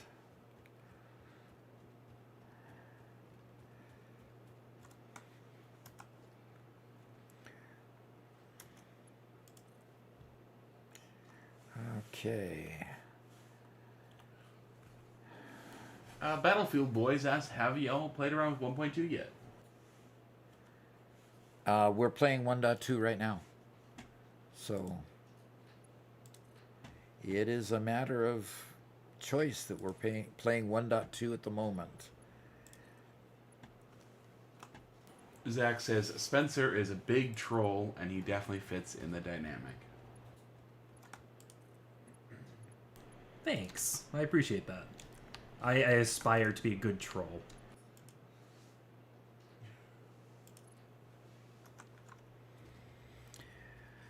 All right.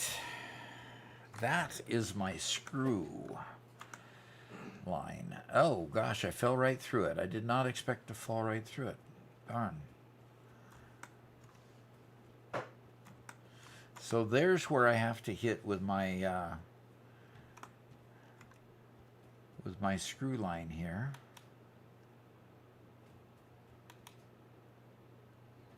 Uh-oh. Uh-oh. Oh no. Raxa says those conveyor missed belts are one. backwards. What conveyor belts are backwards? I don't know. We did get a good comment from Mafia while I was still muted. Okay. He says, I have a question about balancing items and hope you can answer it. How do you split 900 items per minute to an 800 plus 100 belt? I'm stuck with that for my fuel power plant. Please help. Well,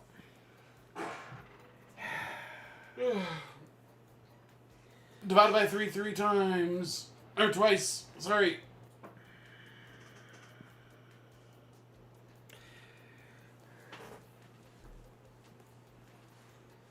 or don't use balancers. Yeah. Let me see. Where's the comment? You have to scroll up quite a bit. But he has 900 items per minute, and he needs to split it to 800 and 100.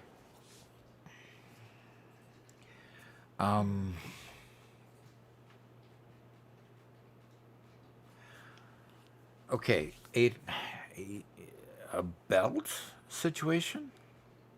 Or is that pipes? There it is. What is this music?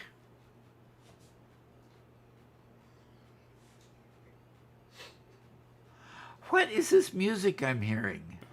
What music? You have it disabled in game. Sounds like you're playing Mario music. Thank you. No, you just turned it down. Is all you did. You did. I can't I'm nowhere thank you for near that. you, Doc. Is that a boombox somewhere? Is that boombox still embedded somewhere in my Oh, really?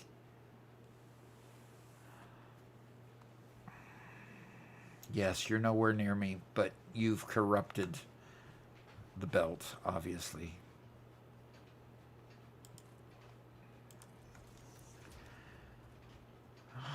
I get farther away and it dims.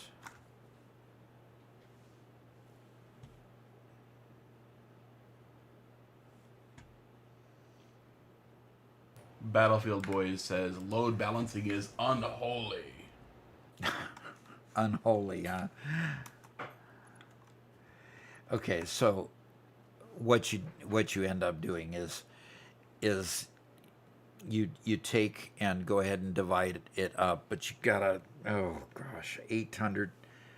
You got 900 coming in, and you need to divide it down to 800, or you've got Yes.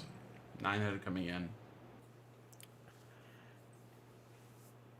So yeah, split it by 3, then split it by 3.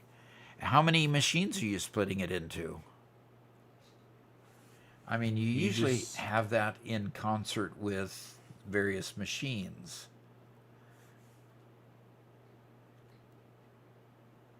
Well, along those lines, What's Up says, what are the uses for balancers in Satisfactory? I thought that was more of a Factorio thing.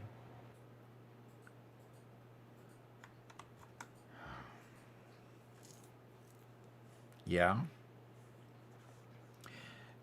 People come from Factorio to play Satisfactory, and they start working, backwards, like with load balancers. And that's kind of, I guess, where it comes from.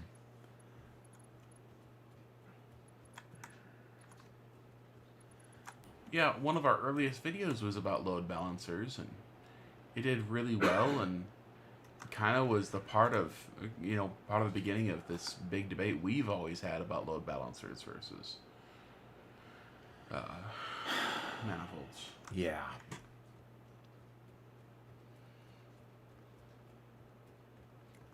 Sometimes I hate the way conveyors work. Dislike the way conveyors work. No, he hates it. He hates it. I don't like the directional nature of belts when they're not. I mean, you got to be careful of what direction you're putting the belts. Taco, calm down a little bit, bud.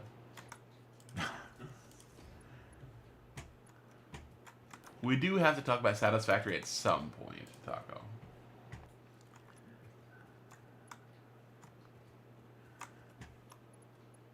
Okay, so what is the problem here?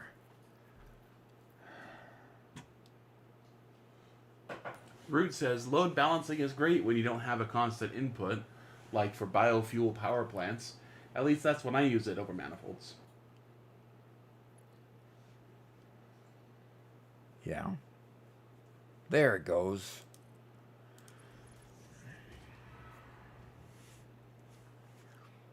Now go. Go, go, go. What?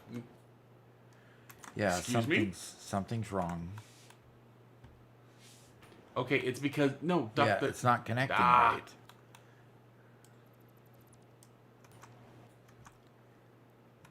Ah, what?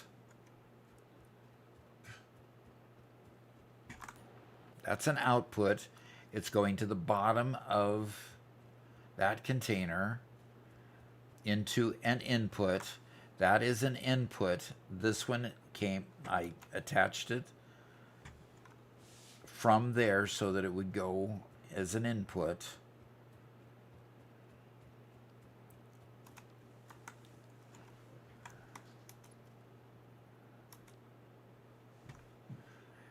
This is just crazy. Why won't it? And I can't do it from this direction because it wants to go steep. And it's too steep back there. Okay, So then just make a small extension of the current one. So I want it to go into this. What's the problem Okay, with it? Can you just delete the belt? Okay, and yeah, just go to here. Good. Now connect it. And just take it off of straight mode. Yeah, I thought I had it off of straight mode. I thought I had it on default mode. That's why. Okay. Okay. That's why I was trying to do those goofy things. Junk Shop asks, is it really that rare that I use load balancing like 95 to 98% of the time? Math's easy for me, so maybe that's part of it. It's not what happens is what you're struggling with is later as you get later and later in the game, it gets to be pretty complex. There are actually websites that actually a website out there that devotes itself to manifold balancing like that. And it'll give you all the pretty numbers and actually show you the configurations. Do you remember what the site URL is, Robert? Oh no, it's in one of our shorts on load balancers. In fact, it's one of the later shorts we did, revisiting load balancers and trying to show that it's still possible late in game, but it turned a small manifold into a massive load balancer to try to get it right. Mm-hmm. Okay. I am ready to zoom the... Okay.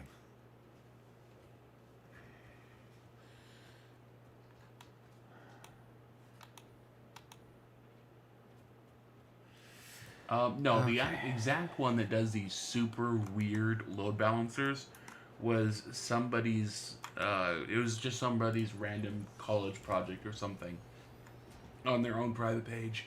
Doesn't have a dedicated URL or anything. Really? Okay.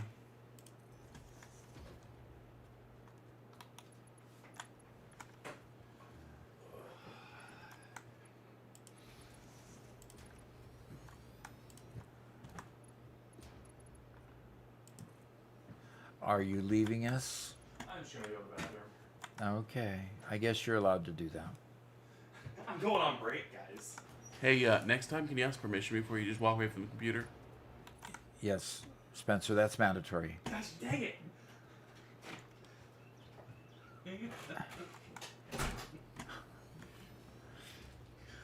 Did he say gosh dang it about your request? Yeah. That's too funny. Braxis, I'm not ignoring you, okay? We just had a good conversation going. That's actually a comment I get from time to time from a number of people asking if I'm ignoring them. I don't ever ignore individual people. If you get to the point where I have to ignore you, you're going to get banned from the chat, which I haven't banned anybody from chat who wasn't a straight spammer in months. So it's just the conversation's moving, and either your comment kind of got covered already, or it just kind of, it just hadn't come up yet. So. Yep. We really try hard to watch everybody's comments as they come up. So please, bear with us, or repeat the comment if it gets too far buried up the list, and please be patient with us as we work through that. I think Battlefield Boys has it correct. I think that's the one we're thinking of. Let me look it up, because that sounds very familiar.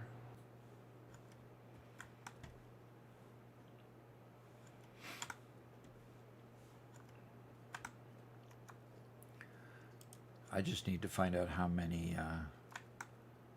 tall this is in order to get up there.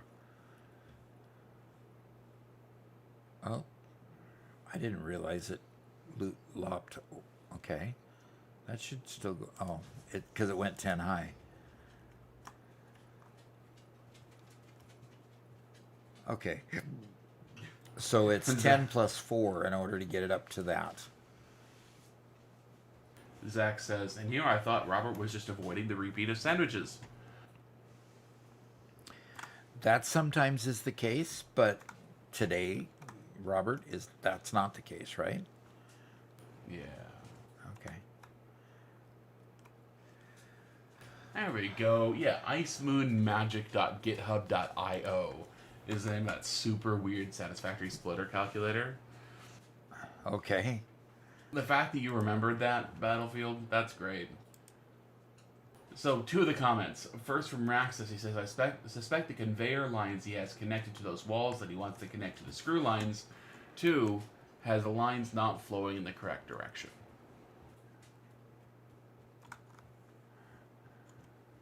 And I didn't read that because somebody else commented that the conveyors were going the wrong way, and so I just said that. So, duplicate content. But One Metal Fist says, honestly, pineapple on pizza is good. But medium rare 200 gram burger with pineapple sweet chili sauce is next level.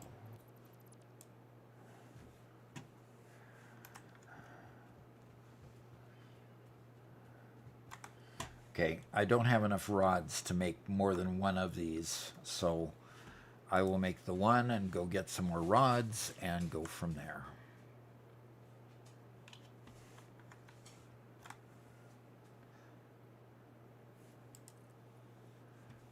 That goes all the way and then stacks another 4 on top. And that should get us from that, which I don't have I guess I might have enough. That to the top one. Is that the top one?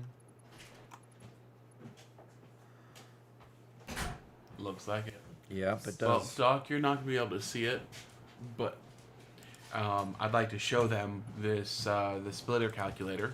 Uh-huh. Okay, so you have to just trust me. Gosh, that's so neat. That is so neat. Now, okay, so go into my screen for a second with a mouthful of bread.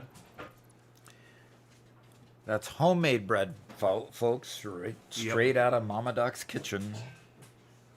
So the URL is icemoonmagic.github.io/satisfactory splitter calculator. If you just search for Icemoon Magic Satisfactory, it comes right up. This allows you to do super weird splitting. So somebody was asking about 900 items per minute in, 800 and 100 out. You can get super detailed in how many different times you want certain conveyors. You know, real detailed. You can have multiple inputs, multiple outputs. Then we hit calculate. This is a super simple one compared to what this thing can do. This can do insane stuff. So we have our 900 input.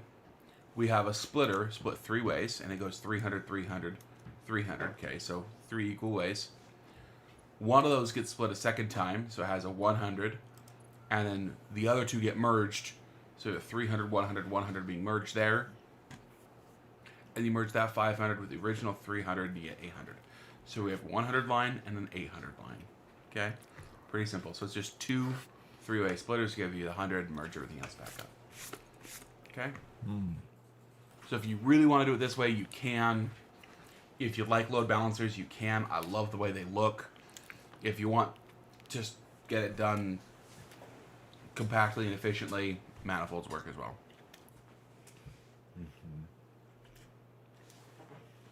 Back to you, Doc.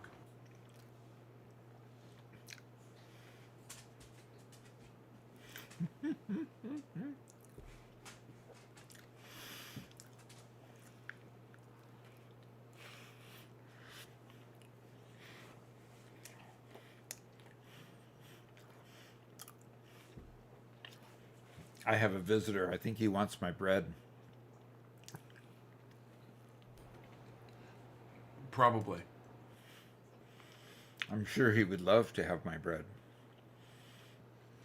Duty has a great question. Uh-huh. Yes. Is there an easier way to see how much head lift you're getting from a pump? Trying to hold a pump on a pipe can get difficult to observe from what I've experienced. Mm-hmm.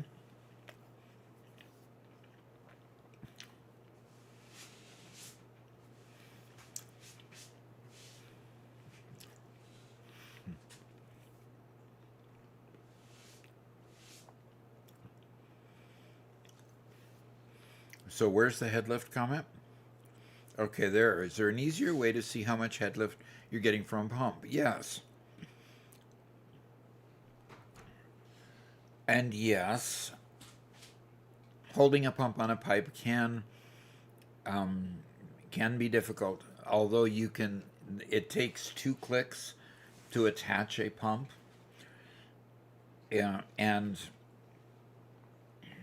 when you're attaching multiple pumps to a pipe, the previous pump will put a big ring on the pump at the maximum lift from the prior pump, and your next pump will actually snap to that big ring. And so the big ring, if you go up to that big ring, you can snap it right to that if you have to go up multiple pumps worth.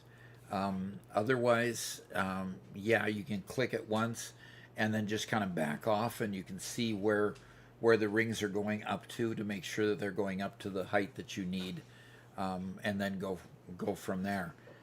I think they did as good a job as they can to help indicate where those lifts go to. But you're right, it's not necessarily easy to do. So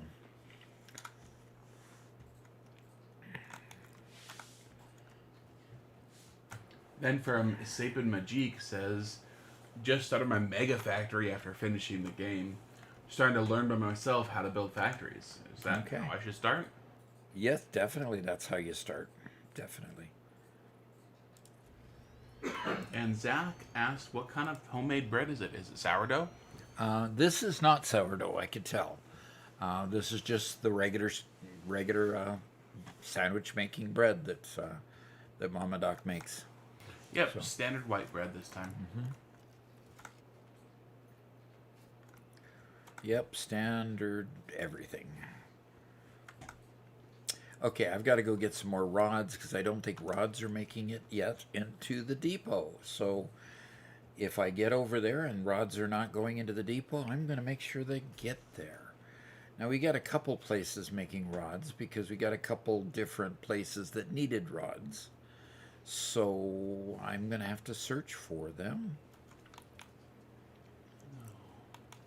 No, what, Robert? What's happening now? Anything I can empathize with? I just got terrible news. I'm gonna verify it before I get yeah. It's the old trust but verify thing? Yeah. Okay. Well, this is a line that needs rods. And obviously, there's the ability then to split off here and put a smart splitter available on this line, that when this is all backed up, we can have it feed into a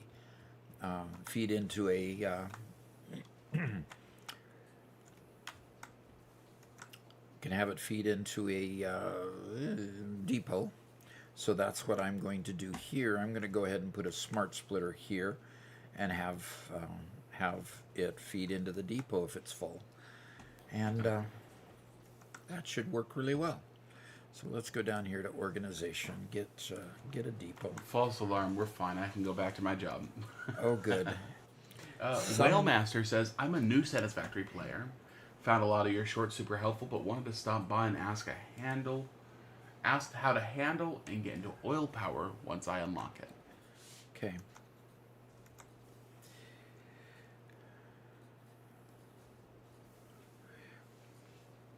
Okay, which question was it? It was, That's by Whale Master on YouTube. okay, I found a lot of your shirts. How to handle and get into oil once I unlock it. Okay, but wanted to stop by and ask how to handle and get into oil power once I unlock it. Okay, I have a short on we need to put another short on our list on how to handle getting into oil when we do that, because we've got the 3 to 8 water to 3 water extractors to 8 power plants. I thought we had. But I don't think we've got an oil one. No. You can just check that real quick. Yeah. Because you got a spreadsheet laying that out, or is that spreadsheet still corrupted? No, the original spreadsheet's totally dead. I've never seen a cloud. See, this is why we don't use the stinking cloud. That's why we do. The cloud is what corrupted it. Are you sure? Yes. Anyway, I can't. I'm missing Mercer spheres.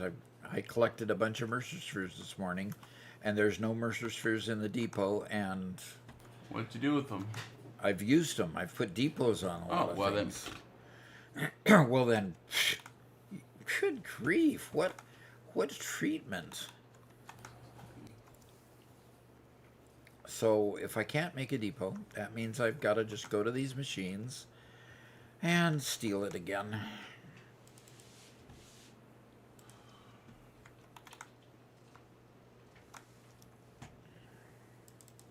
That'll keep me working for a while. Okay.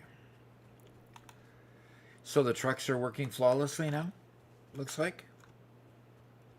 Haven't had them stop for a while, have we? Looks like they're working okay. No, we haven't.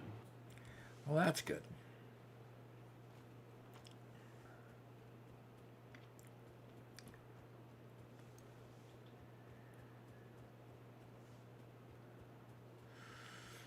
Okay, and opposite these, I need to make one that is 12 high. RD Mattia says, I recently started this game. Your tips helped a lot. Cool. So much new stuff. I think I rewatched them 4 times. Thank you for them. And just so y'all know how big a noob I am, I learned about Zoop for Foundations in Tier 3. Yeah, but and that's nothing compared to I learned about how to use the MAM after getting completely through Tier 8 and realizing that they existed when I got into 1.1. So, yeah, use the MAM. It's a friend. The MAM is your friend, definitely.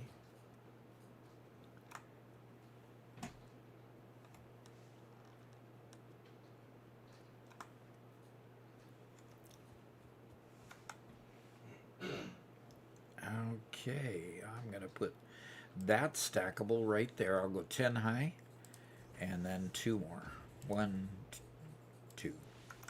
Okay. Then we'll go from this one to there, to the top, right there, and that one to the top right, one under it. Very good. Okay, I just linked in YouTube and Twitch one of our 3 shorts on fuel generators. Okay. Oops. And Junk Shop just redeemed Scan a Hard Drive. Oh, yeah, I can go scan a hard drive.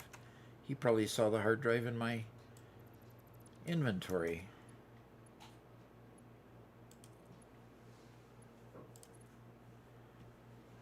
So, yeah. One Metal Fist says, that's nothing. I had to start maybe 5 new games before I finally understood how elevators, coal power, and materials worked. Okay.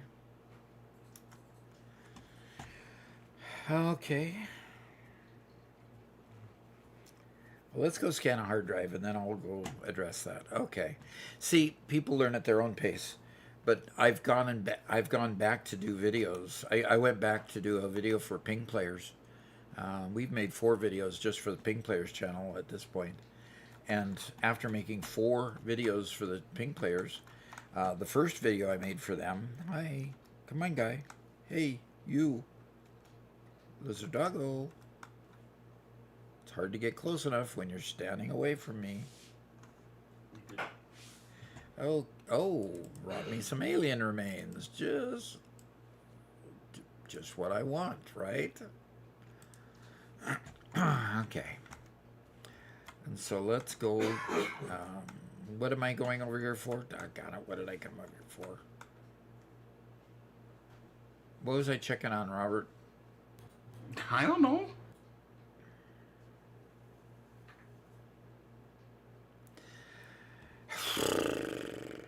I was coming over here to check on something for somebody.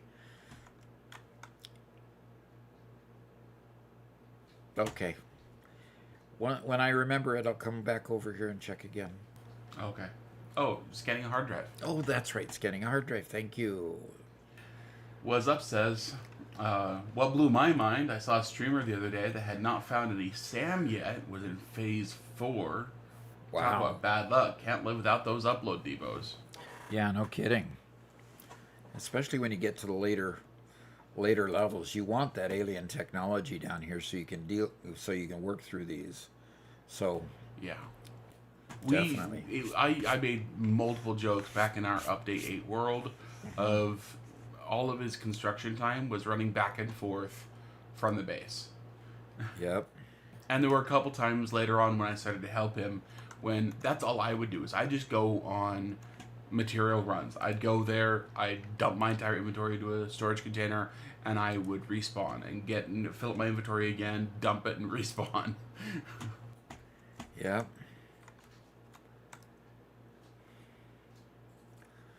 Okay, got a few interesting things in there. Oh, What's Up says, one downside to 1.2, all my doggos despawned. I had a nice glass house, we had a big tree forest. Interesting. So one of your updates robbed you of all your doggos. That's terrible. Okay, I've got the hard drive being scanned. It's got nine plus more minutes left to go. And By the way, Doc, I Doc, just saw Doc. you run past. Doc. Yes, I'm. Yeah. Did you use the crosswalk? What crosswalk? Go right back where you came from. There was a crosswalk. So no, I was a jaywalker. Where's the crosswalk? I don't see a crosswalk. You ran the other direction. I just saw you run past me. Right next to a crosswalk. Now you're at a different intersection. You know what? You know what, Doc? You can hold your horses for just 1 second, okay? Hold my. Hold. I don't have any horses to hold. There you so- go. You now have a crosswalk. Okay, but how do Put I a- get to the next crosswalk? Put a door in it. You should go right there because there's no way to put a door in it. Oh, I have to put a door in it. Okay. I mean, you have to put buildings all the way up to the street. Okay, fine. I'm putting a door in it. Sheesh. I'm putting a door in it. I'll put a door in the center, right there. Boom. Whalemaster And right there. says that short was super helpful. Thanks. Is there an easy way to deal with byproducts from the fuel making? Robert, it works really well. Putting a door right there. Good. Really well there, too. Fantastic, Robert. You are a gentleman and a scholar.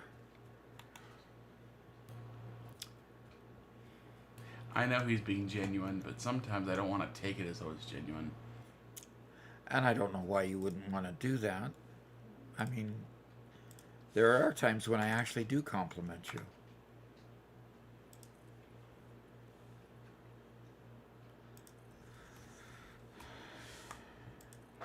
So Whale asks, he says, the short on fuel was super helpful. Is there an easy way to take care of the fuel? What do you mean by take care of it?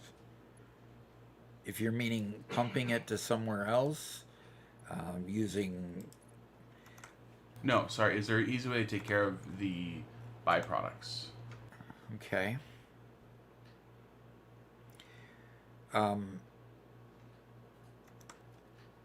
Okay, the byproducts such as...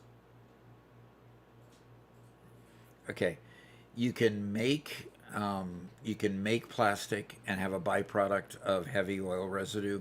You can make rubber with a byproduct of heavy oil residue again. You can go deliberately to make fuel, and you have a byproduct of, let's say, those blue crumbly things that I always forget their name. Makes a whole total sense when I hear it. What? Polymer resin. Polymer resin. The byproduct of polymer resin you can then make into plastic. I think there's a recipe to make polymer resin into rubber, but I think it's an alt. You have to make it into something. You can deliberately sink the polymer resin. So if you're going directly to make fuel, you can just put a sink out there and run a conveyor to the sink to sink your polymer resin, and that takes care of that. And then you can go straight into making, putting your fuel into. You can go directly to make fuel and put it into your generators. So that's one way to deal with that. Sinks are your friend when you got solid products. Packaging is your friend when you're trying to sink residue such as heavy oil residue or some such thing. You can package it and then throw the packages in the sink, and the sink will take those. So really, if you're wanting to just deal with the residue, if it's liquid, you got to deal with packaging. If it's solid, you can just go straight into a sink and deal with it that way. So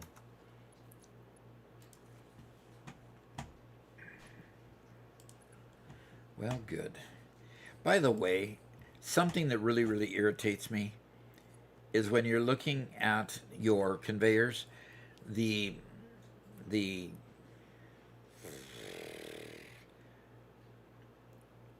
what do they call those things? Robert, I'm drawing a blank again. Before you Cool. actually put it, what? I haven't heard enough words to know anything either. It's before you click on it, it's the visual that it gives you before you actually click to make the A item. little guideline thing? Well, yes, that's kind of what I'm referring to. Alignment marker? When you're building a machine, what do they call the machine before you actually click it? Blueprint? No. Hologram. Hologram, thank you. The hologram for conveyors always goes the opposite direction that your actual conveyor is going. Don't let that fool you, the hologram. Thank you, Hazroy. The hologram for conveyors goes the opposite direction, shows those lines going the opposite direction that the conveyor is actually going to go when you actually click it. I don't know why they did it that way, but every time it kind of messes me up. But, 1, 2, 3, 4, 5, 6. So every 6 platforms I need to put a new one here. So 1, 2, 3, 4, 5, 6 is right on top of this, so I'll go just a little bit short of that.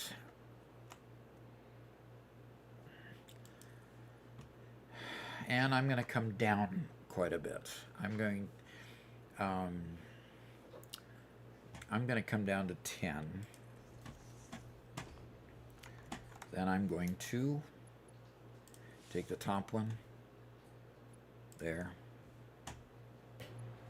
Alama here says, one. "Hey Doc, I just found a bug. When I deconstruct a train, I crash. Do you know if this is a known bug or is it just me?"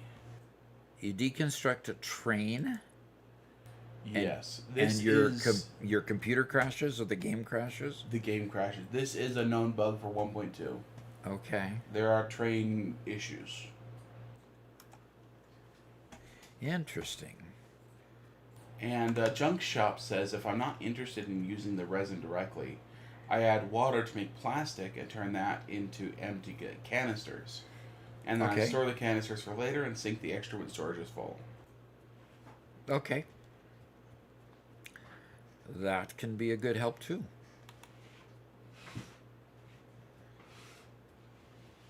Although, don't ask Robert.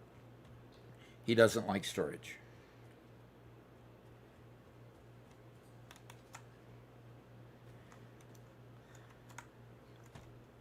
Robert, I took the sink off of the encased industrial beam line so that it would not be consuming more of the concrete than what you were doing. Okay.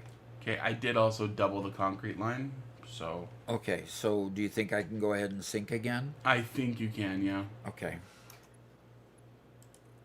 So we'll go ahead and set up the sink there and let it do it, because my containers are full of encased industrial beams, and I have a sink on it as well, but the sink isn't going fast enough. Pardon me. And I have a dimensional depot on it, but the dimensional depot is not keeping up with my needs. So I'm just building more conveyors right now than what I am using. And I'm using more rods than, because I don't have a depot on the rods yet. See, now we're getting into this huge need for supplies that we didn't have before.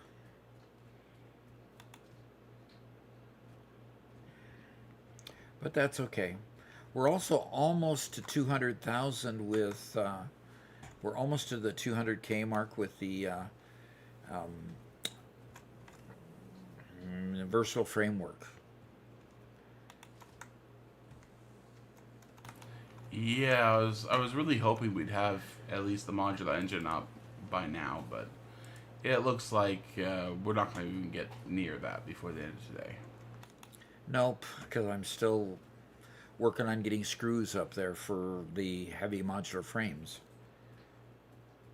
So, yes, you're right, it's going to take a little longer. We had a lot of work to do today. Almost tempted to take my computer so at night I can keep working on it, but that would be a bit much for this trip. Wouldn't you think, Robert? Yeah.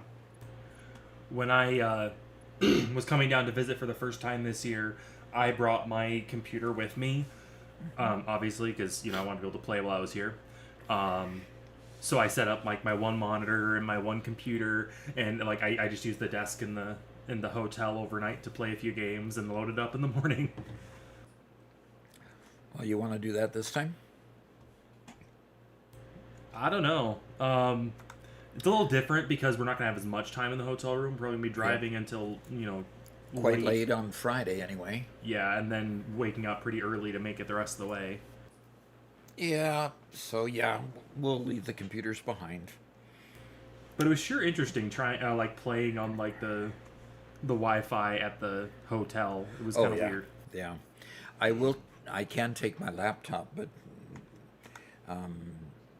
the laptop would be just for watching videos at night, basically. 1, 2, 3, 4, 5, 6. Fried Iceborne says, "Hey, I'm nearly exactly where you are, just in 1.1. Cool. I'm going to go all the way up to 10. I'm going to back it off to 8. And Zach says you guys should buy Steam Decks. Huge game changer. Yeah, that I would love to have a Steam Deck. would you? Yeah, like I don't have nearly as much use for it anymore, but like I've always been a huge fan of like the Game Boy handhelds and all those. I've had many versions of those over the years.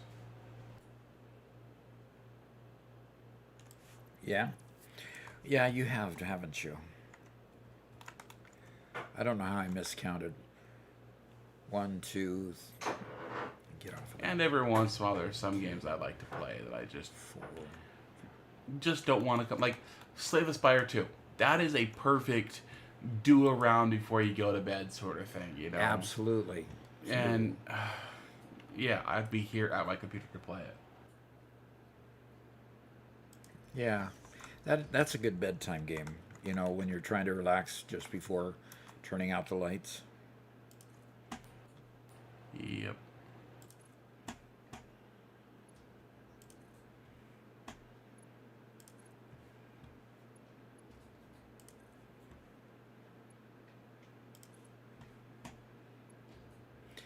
Okay. Okay. Okay, 1, 2, 3, 4, 5, and 6.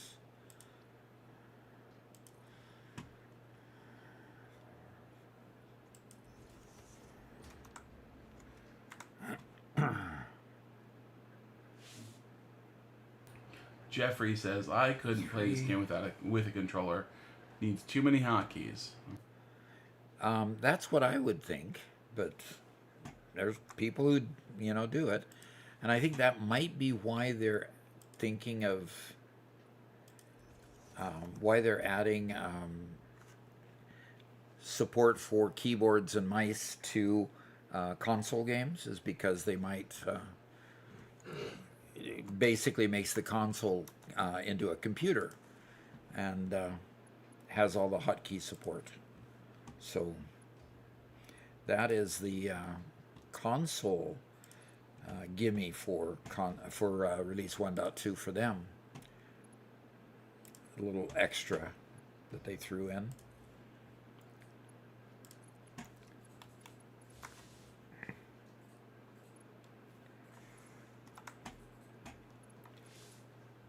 Okay. Alama here, I have not 1, personally 2, seen the 3, crash. I just heard other people reports on it. 5, 6. And from what I understand, it has to deal with deconstruction of trains, but that's as far as I know. And Dilapidated Dreamer says you should play Mega Bonk before bed. Mega Bonk? Yeah. On what? Like on a Stream Deck.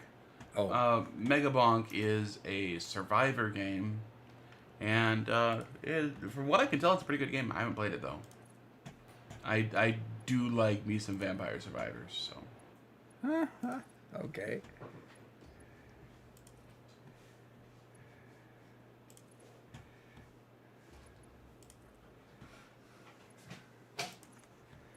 The genre is basically you start as a character with a weapon, and the weapon automatically fires, and you just have enemies constantly rushing you, and you have to run around the level picking up special items and avoiding damage 2, as you level up and get 3, stronger and 4, fight bigger, 5. stronger guys. Interesting. Okay. And Vampire Survivors became pretty big off of that. Spawned their whole genre just a few years ago. And I think Mega Bonk is probably one of the best Survivors games to come out of it. Okay. As silly as it sounds.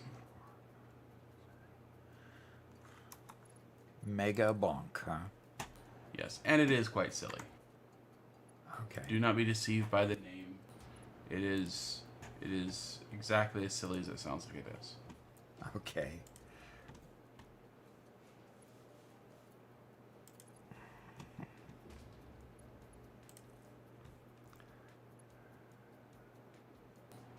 And was up? No, I've not seen Vampire Survivors' new game. I've looked. For some reason, it just doesn't look interesting to me. I don't know. I'm still gonna try it because their original game is so good.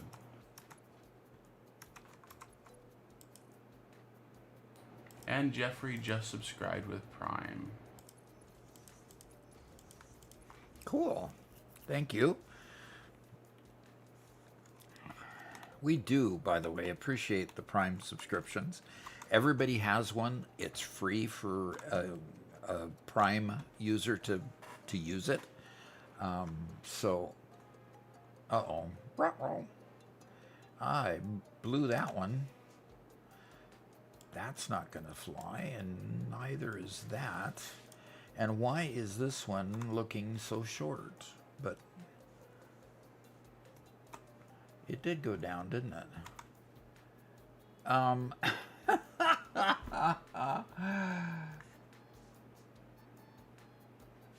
I can't figure out how many I did. I don't know that I could live with that, Robert, with that wonkiness in the middle. It wouldn't be a dock build if it didn't have some wonk to it. Where is this stupid boombox?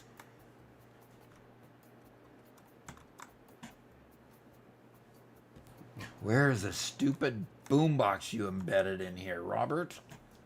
I even sent a message to the person who donated to have me place that boombox. Unfortunately, just not here today. Okay.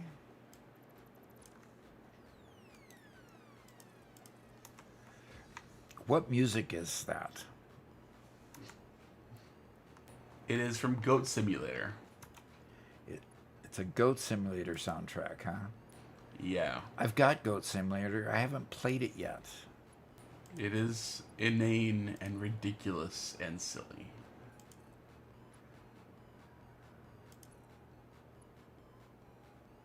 Inane, huh? Yes.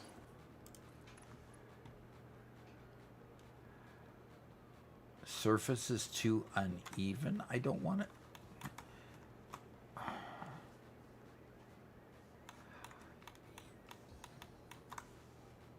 Okay, why? You can't tell me that I have stretched those all the way out here and they're going the wrong direction. Oh no. Hey Doc, Yes. you stretched those all the way out here and they're going the wrong direction. Shut your trap.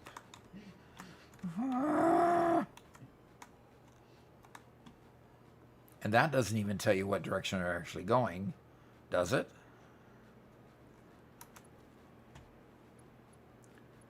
Because see, those are coming this way, and they will not attach. I deliberately attached the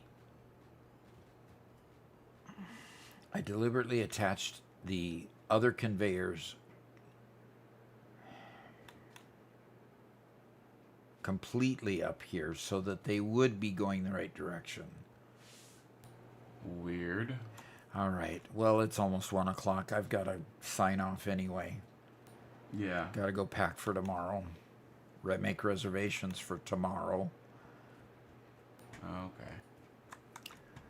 Well, Justin Casual says that the new vampire game is a mix between Vampire Survivors and Slay the Spire, which is interesting because I enjoy both games quite a bit. So, sounds like I need to try the game. They're both kind of card games. Yeah, I guess. Card game's the way I'd call a card game anyway. Eddie Ember says, "Hey Doc, loving the music." Eddie Ember wouldn't happen to be the one that... sad it wasn't there when you noticed it? Sad I wasn't there when you noticed it. Okay. So in other words, Eddie is the one that paid for that to be Yes. over there? Okay.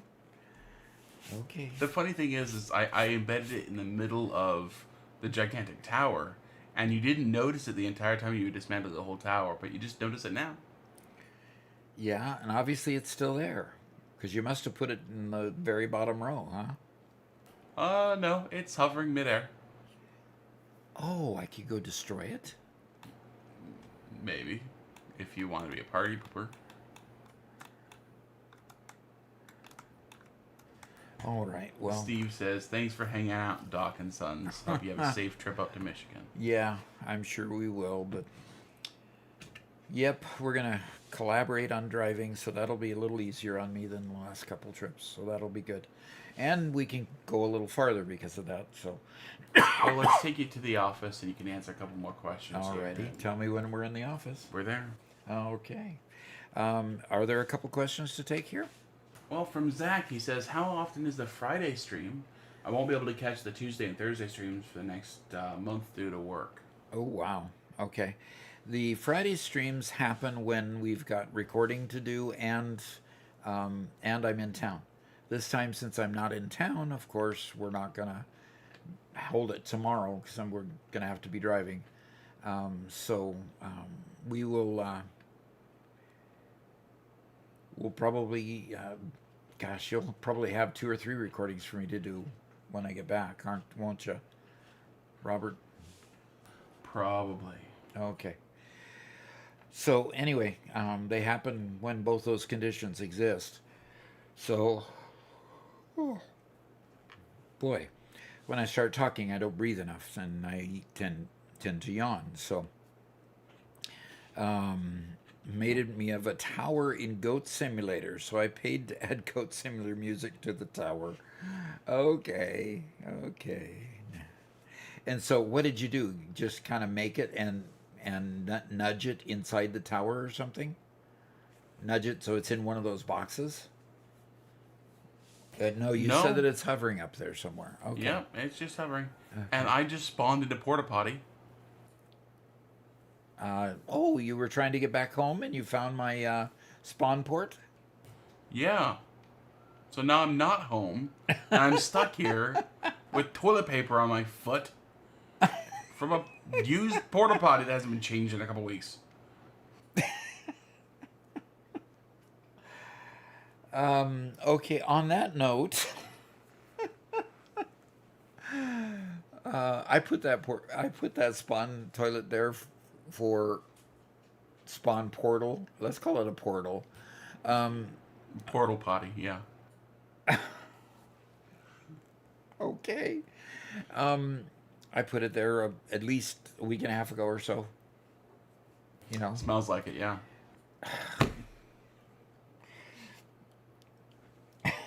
Okay. Robert's in rare form today, I can tell.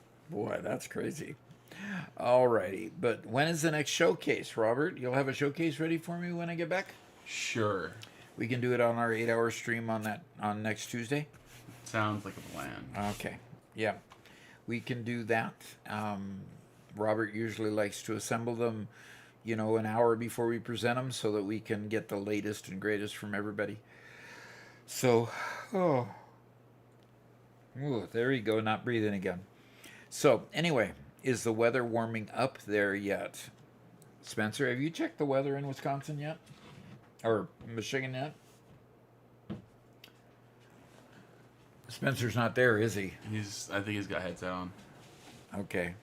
I haven't checked. Enjoy my great state. So yeah, Pat, how's the weather? And where are you up in Michigan? Because we're going clear up to near the UP of Michigan. Going to Petoskey? Petoskey, yeah. Petoskey. Yeah. Clear up where there's only small towns except in the summer. Then the towns are huge. So. Oh, what you think about the toast sandwiches we made in Israel, okay? Not the kind of toast you're probably imagining. Think more like a sealed hot sandwich, almost like French toast without the pan, made in a waffle maker. Funny how Israelis took an Australian product, turned it into something completely different. That might be very interesting. I've seen them at the stores around here. It basically looks like a quesadilla maker, except you put a couple slices of bread in there and filling in the middle. So it's like a one-man panini press. Okay. Well, cool. So, yeah. Near the thumb, weather has been weird, hovering around the 50s and 60s currently. What is the thumb? Spencer, where's the thumb of Michigan? What's up? What's the thumb of Michigan? To be frank, I don't know. Okay.